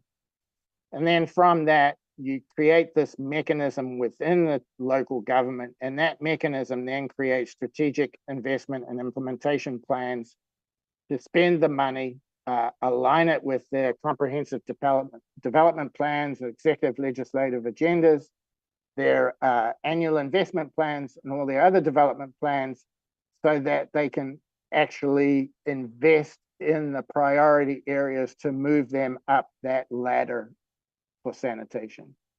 And so this requires capacity development at that local level and monitoring for updating of the sectoral plans. So you have a mechanism, you have plans, and you implement. So if I look at local government, because we live in a devolved governmental system, we don't have a specific WASH focal department within LGU. So we create a WASH task force at the different levels. Now, being a devolved government, what you want to make sure is that you make sure that what that mechanism does is appropriate for the level of government. So at the barangay level, they're implementers and operators and managers for small installed systems. So at the barangay level, they're less about planning, they're more about actual service delivery. But they can raise their needs and concerns through the municipal WASH task force within what we call a municipal WASH plan. Now, our municipalities are planners and implementers, resource mobilizers, legislators, and capacity builders. So they are there to provide that overall environment and assistance for the barangay so that they can improve their WASH situation. And then as you go further up at the provincial area, what they're doing, they're planners and resource mobilizers, capacity builders, and networkers. And so they can help funnel the resources and capacities down through the municipalities. So within this devolved government system, you now have a way of getting the needs and concerns up, and it's measurable through the G1, G2, G3. And now you can get resources down because you have those plans in place. And so this is just a general overview of the whole process. So this is a lot of blah, blah, but basically you want to introduce the WASH governance approach. You want to set up the mechanisms within the LGU. You then go out and you do what we call a WASH inventory. So basically what you're trying to do is figure out what are the needs and what are the resources we have within the capacity, within the communities that we're serving. We then formulate that WASH plan, which is a strategic plan. We try to align that. We then align that with the various plans of the LGU so that it is actually adopted. And then from that plan, we create an investment plan and we develop specific WASH projects from that. And so then you implement the projects and then you look at the original plan and you monitor where you're at and you then go around and round in circles, and hopefully you tend to end up improving the wash situation of your community. So that's basically how this works. So this is just the same thing over and over again. So to finish up, basically access to safe water is a human right. We all agree on that, right? So if we look at the human rights approach, we have the government and water service providers. They are duty bearers, while the community, the customers and constituents are rights holders. So both sides in a human rights-based approach have their responsibilities to ensure that we have equitable access and use the limited resources that we have effectively to move forward. Back to you, Ed. Thank you very much, Kevin. I think that was a very concise presentation and a very clear description of how the system can work. No? And we saw the importance really of putting it in place at the maybe municipal and or provincial levels, of course, starting at the barangay, and taking also into consideration a approach, no? As Kevin said, which is very important. The government realizes that they are indeed duty bearers, and the rights holders, the people in the barangays, also understand their roles as rights holders. No? So I think with that, we've had the three basic presentations. Now we still have our two student reactors. As part of the tradition of these webinars, we really try to mobilize young people and students to be able to give their quick reflections and reactions. For this afternoon, we have our first reactor from Xavier University, Mr. Dave Gepalago, who is the Vice President of the Philippine Society for Agriculture and Biosystem Engineers of Xavier University. This is the chapter there in Cagayan de Oro with XU. Dave, can I ask you to take the floor and give your quick reactions? Hello, good afternoon. Am I audible? Okay. So, good afternoon, good afternoon, everyone. I am Dave Gipalago, and I am honored to engage with the valuable insights shared by our distinguished speakers, highly experienced speakers today on the critical topic of sustainable water for food security, health, and nutrition. So to begin with, I'd like to give thanks to Dr. Pell for sharing with us insight about the interconnectedness, relationship between the social justice, fairness, and equity in the distribution and access to water resource within the Metro Manila area, particularly to rural-urban water distribution. Indeed, water is scarce and it's truly a challenge on how to manage the distribution, especially that in times of drought, our farmers are being considered so-called secondary priority, which result to revenue loss due to reallocation of the water to household requirements and also to the leakage. Additionally, I'd like to stress how the privatization of water providers significantly improved the service coverage. But the question still remains, does poor household has access on quality water supply? Furthermore, second speaker, Mr. Pedro Bueno, your perspective on sustainable aquaculture development and the blue economy sheds light to the crucial role that marine fisheries and aquaculture play in biodiversity conservation, food security, and economic growth, all while embracing sustainable practices. It is evident from your presentation that issues such as overfishing, unsustainable practices, and the looming challenge of climate change are matters of grave concern. However, in the context of the blue economy, there seems to be a promising avenue for addressing this concern. The blue economy framework allows for the mitigation of these issues, offering opportunities to minimize their negative impacts and safeguard our marine ecosystem from over-exploitation. Moreover, it is also opportunities for development of more social enterprise.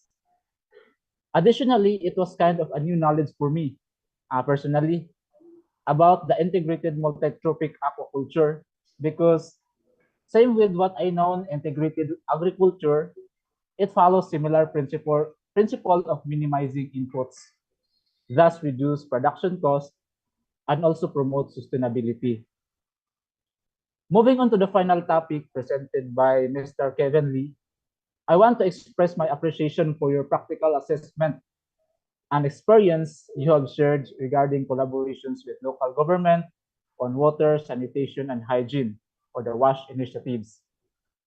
It is evident that many health issues are really close linked to inadequate water quality, and I wholeheartedly agree with you, sir, that ending open defecation is a crucial step in preventing contamination of our water bodies. In any case, I am confident that this program, the WASH initiative, has the potential to significantly improve water quality condition through the implementation of various policies and guidelines focused on proper sanitation and hygiene. Moreover, I believe that by harnessing the support and resources of local government units and even into the barangay level, this program could be effectively scaled up and implemented more extensively. To end my part, as an EBE student, my studies have underscored the crucial role of water in every aspect of our lives and the pressing need to conserve our precious water resources. I strongly believe that water conservation is a collective responsibility that transcends every corner of our country, as everyone must grasp the significance of water and the repercussions of life without a safe water supply.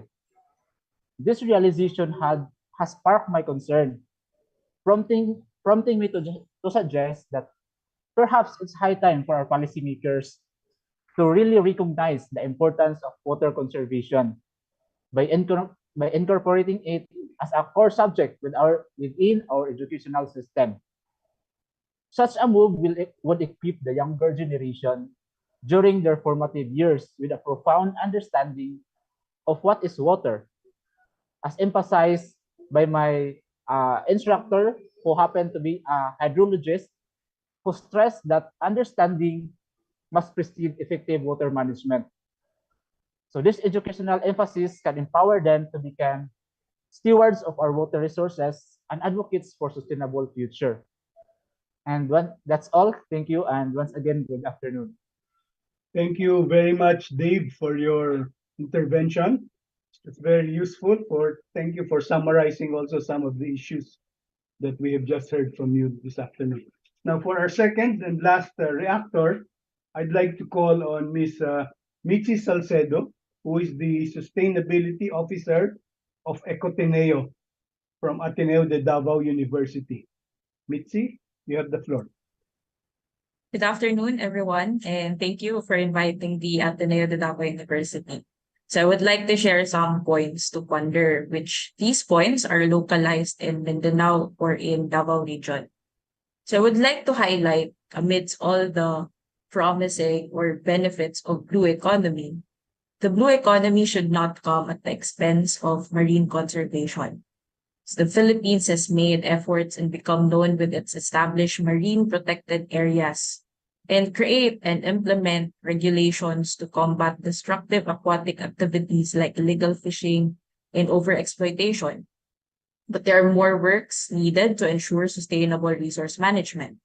Take, for example, infrastructure projects here in Davao region are concerns for the Samal Island Davao City Connector Project. It's a flagship project of Build. It is a bridge connecting the island garden city of Samal to Davao City and directly destroying a conserved coral reef. In their environmental impact statement report, the selection of criteria was arbitrary and left little consideration to the environment and social aspects. Only 10% weights are given both for the environment and social, and this selection does not give justice to the environmentally critical area and protected area status of Barangay Lizon Marine Protected Area, and Samal Island as per Presidential Proclamation in 1981. Ironically, the MPA is recognized in the Comprehensive Land Use Plan, but the infrastructure development marched its way. The concern of this major development issue is not just turning of the reefs to crumbles, but the imperceptible displacement of the livelihoods of fisher folks in Davao and Sabang. Balancing economic development with the protection of marine ecosystems is without question, but in the context of equity, the distribution of economic gains and benefits has to be persistently challenged. May it be in the distribution of water, acquisition of resources, employment opportunities, name it all. Moreover, part of empowering communities in sustainable maximization of aquatic resources is identifying their sources of water or where do these communities extract water. The presence of declared protected watersheds, or may it be some watersheds, plays a significant role in the preservation of their water sources and its quality for domestic and irrigation use. Aside from capacitating communities to sustain aquatic environments, water resource management has to be strengthened with water governance, since there are issues in geopolitics, especially in terms of water scarcity and even saltwater intrusion. In the efforts to support sustainable water resource management and water sanitation and hygiene is the creative and considerate exploration of energy options. Mindanao has been consistent in just an energy transition targets by aiming to utilize all available renewable resources, wherein resources that are considered quote-unquote renewable must satisfy the ability to renew, regenerate, or replenish at a higher rate than they are consumed. The Center for Renewable Energy and Appropriate Technologies of Ateneo de Davao University visioned a renewed Mindanao through its renewable energy transition efforts.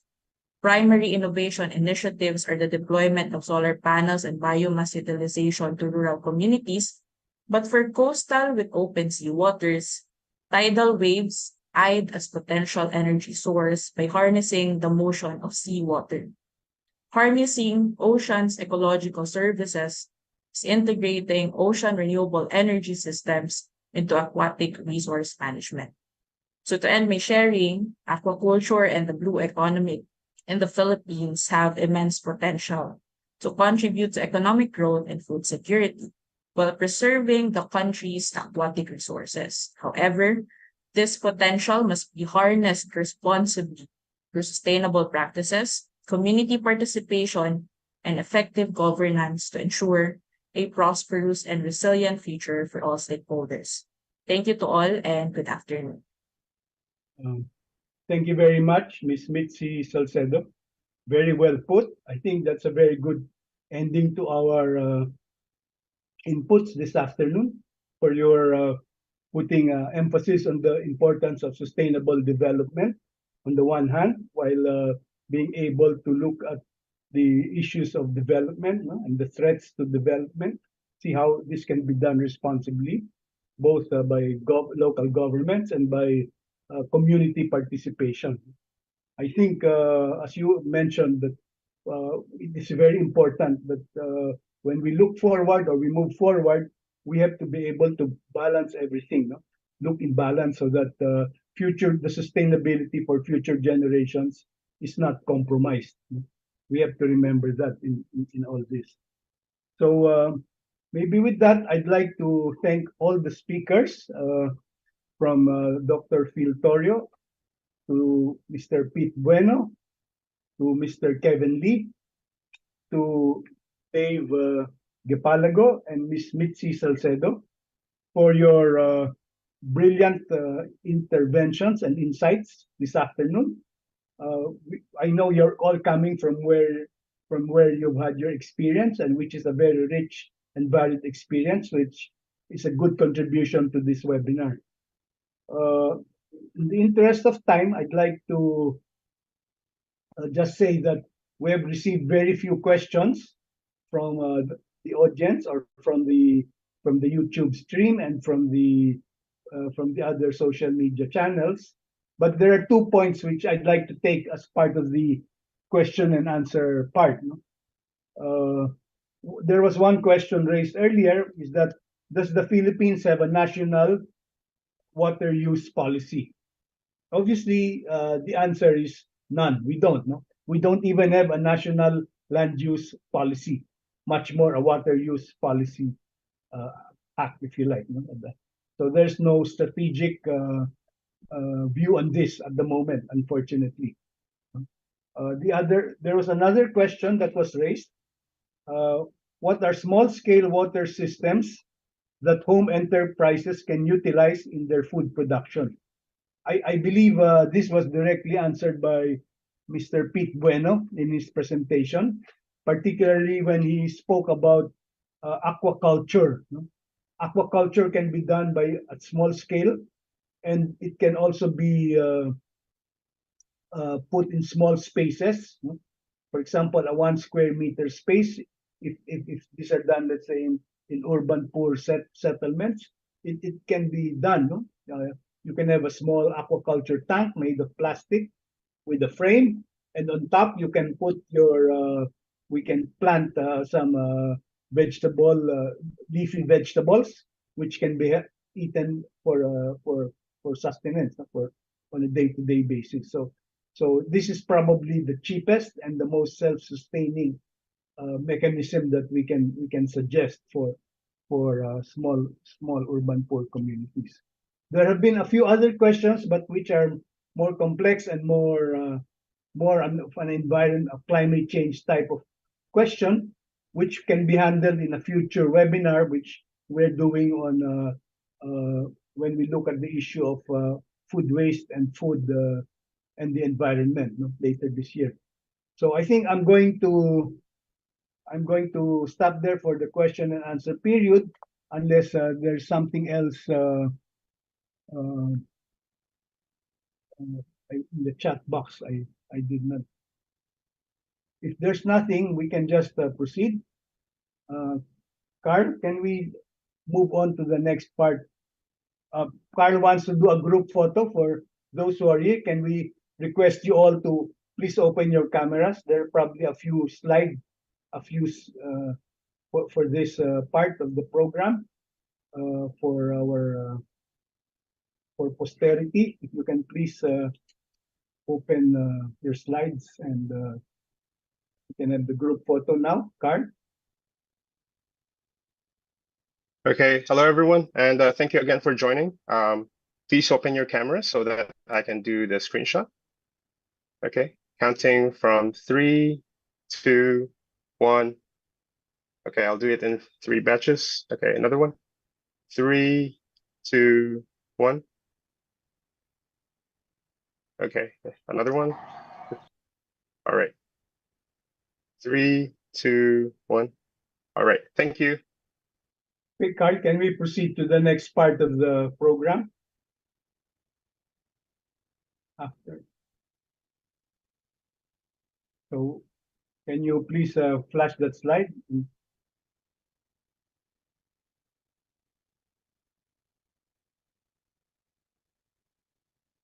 Okay, so Carl has shown you what are the remaining 2 webinars we're going to be hosting. On October 17, the day after World Food Day, we are doing a webinar on policy and governance of sustainable food systems, but focused on land and food systems. We will look at the issue of land tenure, agrarian reform. We're going to look also at the issues of value chain and sustainability. So this is this is also we're going to look at it from a regional perspective, bringing in other people from other regions. This will be done with the bigger land coalition network that the Asian NGO Coalition is working on. They will be our primary partner for this webinar, and it will be moderated by Mr.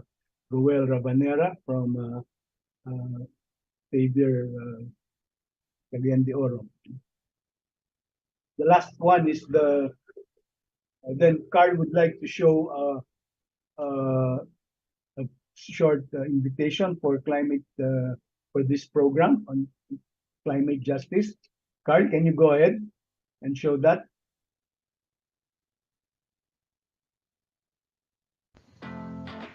Baliktarin Mo, a youth-led movement for climate justice using the arts.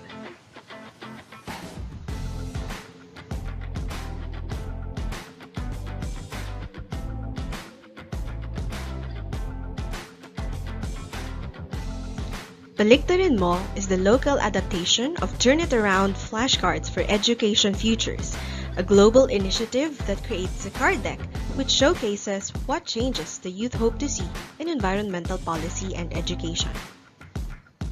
Each card contains an artwork on one side and text on the other. Last year, Turn It Around Southeast Asian Edition was jointly organized by the Artist Literacies Institute, the Arizona State University, UNESCO's Future of Education Initiative, and the ASEAN University Network on Ecological Education and Culture, or AUNEEC, hosted by the Ateneo Institute of Sustainability. This year, AUNEEC, and with various departments and units of Ateneo de Manila University, as supported by the Sandbox Residency Program of Arete Ateneo, are all organizing Baliktarin Mo, the Philippine adaptation of Turn It Around. Anyone from the Philippines under the age of 30 who has attended an activity of AUNEEC, the Ateneo Institute of Sustainability, and Baliktarin Mo partner institutions may participate by submitting an artwork and/or a piece of writing. The process of participation has 3 phases: experience, reflection, and action. Participants will first undergo an immersive learning experience conducted by a Baliktarin Mo partner institution. These activities include nature or sustainability walks, AUNEEC workshops, Sustainable Development Solutions network events, roundtable discussions, research projects, and field trips by the Biological Organization of Ateneo Senior High School. Based on the attended activity, participants are invited to reflect on our current environmental realities and consider whether the activity led to challenged or reinforced beliefs, guided new ways of understanding the world, evoked emotional responses, realized future actions, or led to the articulation of hopes and dreams. And then, from these reflections, create artworks or written pieces. Artworks must answer any of the following prompts flashed on screen. Here are some examples of artworks from the Turn It Around website. Submissions may also be in the form of written pieces that answer any of the prompts flashed on screen. Here are some examples from Turn It Around. But submissions are not limited to artworks and written pieces. Participants are invited to submit outputs that promote climate action and/or environmental conservation using any medium that they feel can communicate best their sentiments. Remember that our goal is to capture the voice and dreams of the Filipino youth for our environment. Focus on your own insights or reflections and let your own voice be heard. Selected submissions will be displayed in Arete's Sandbox exhibit by the end of 2023. The final deck of cards will be produced and distributed to selected schools for their use in their classroom and to policymakers and other institutional leaders in conferences and gatherings. Submissions are accepted until September 30 at go.ateneo.edu/baliktarinmo submission. The full mechanics are also accessible through the link and the QR code flashed on screen.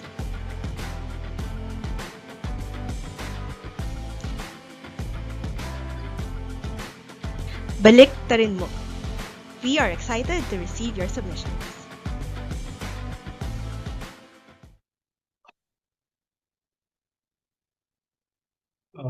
Thank you very much, Carl, for flashing this video and as a way of inviting everybody to participate in that event. And the deadline is September 30. Maraming salamat. At this point, I would like to request Dr.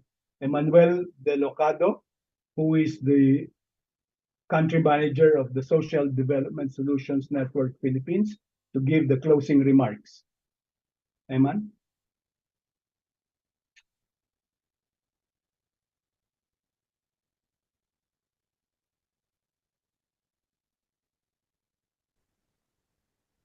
Thank you, Sir Edgar.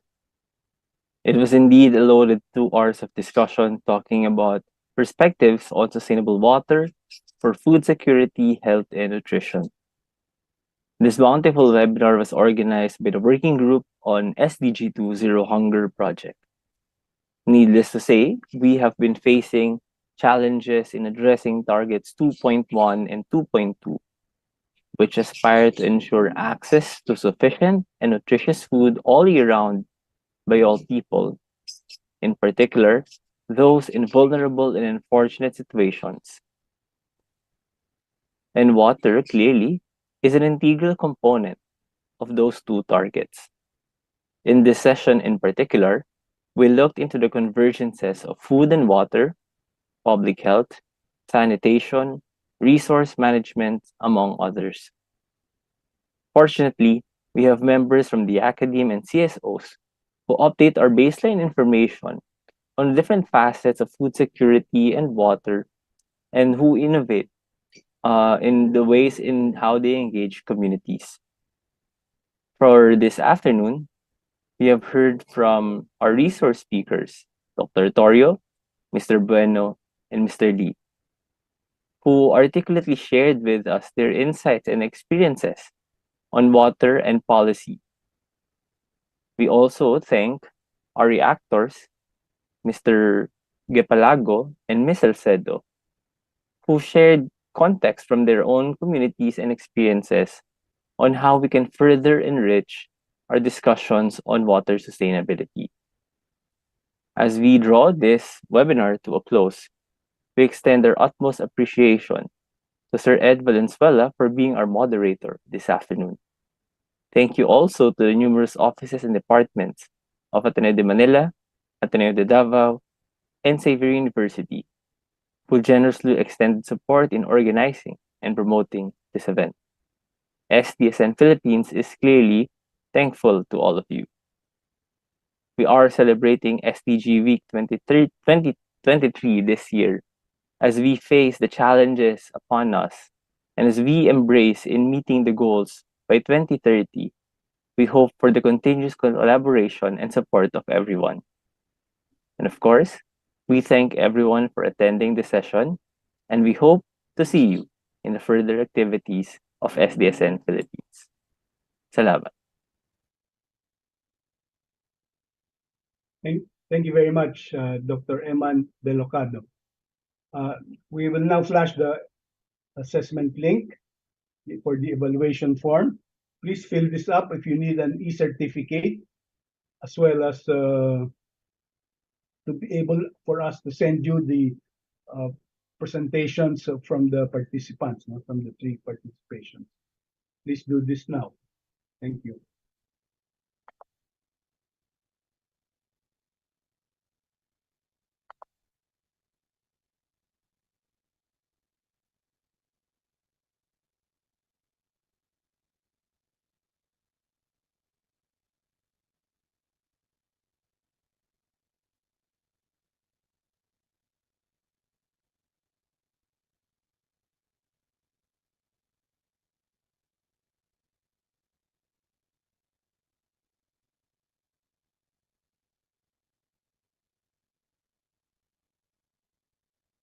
Okay, with this, I think I would like to just thank everybody. I hope you've gotten the evaluation link and we can formally close the webinar this afternoon. Maraming salamat sa inyong lahat.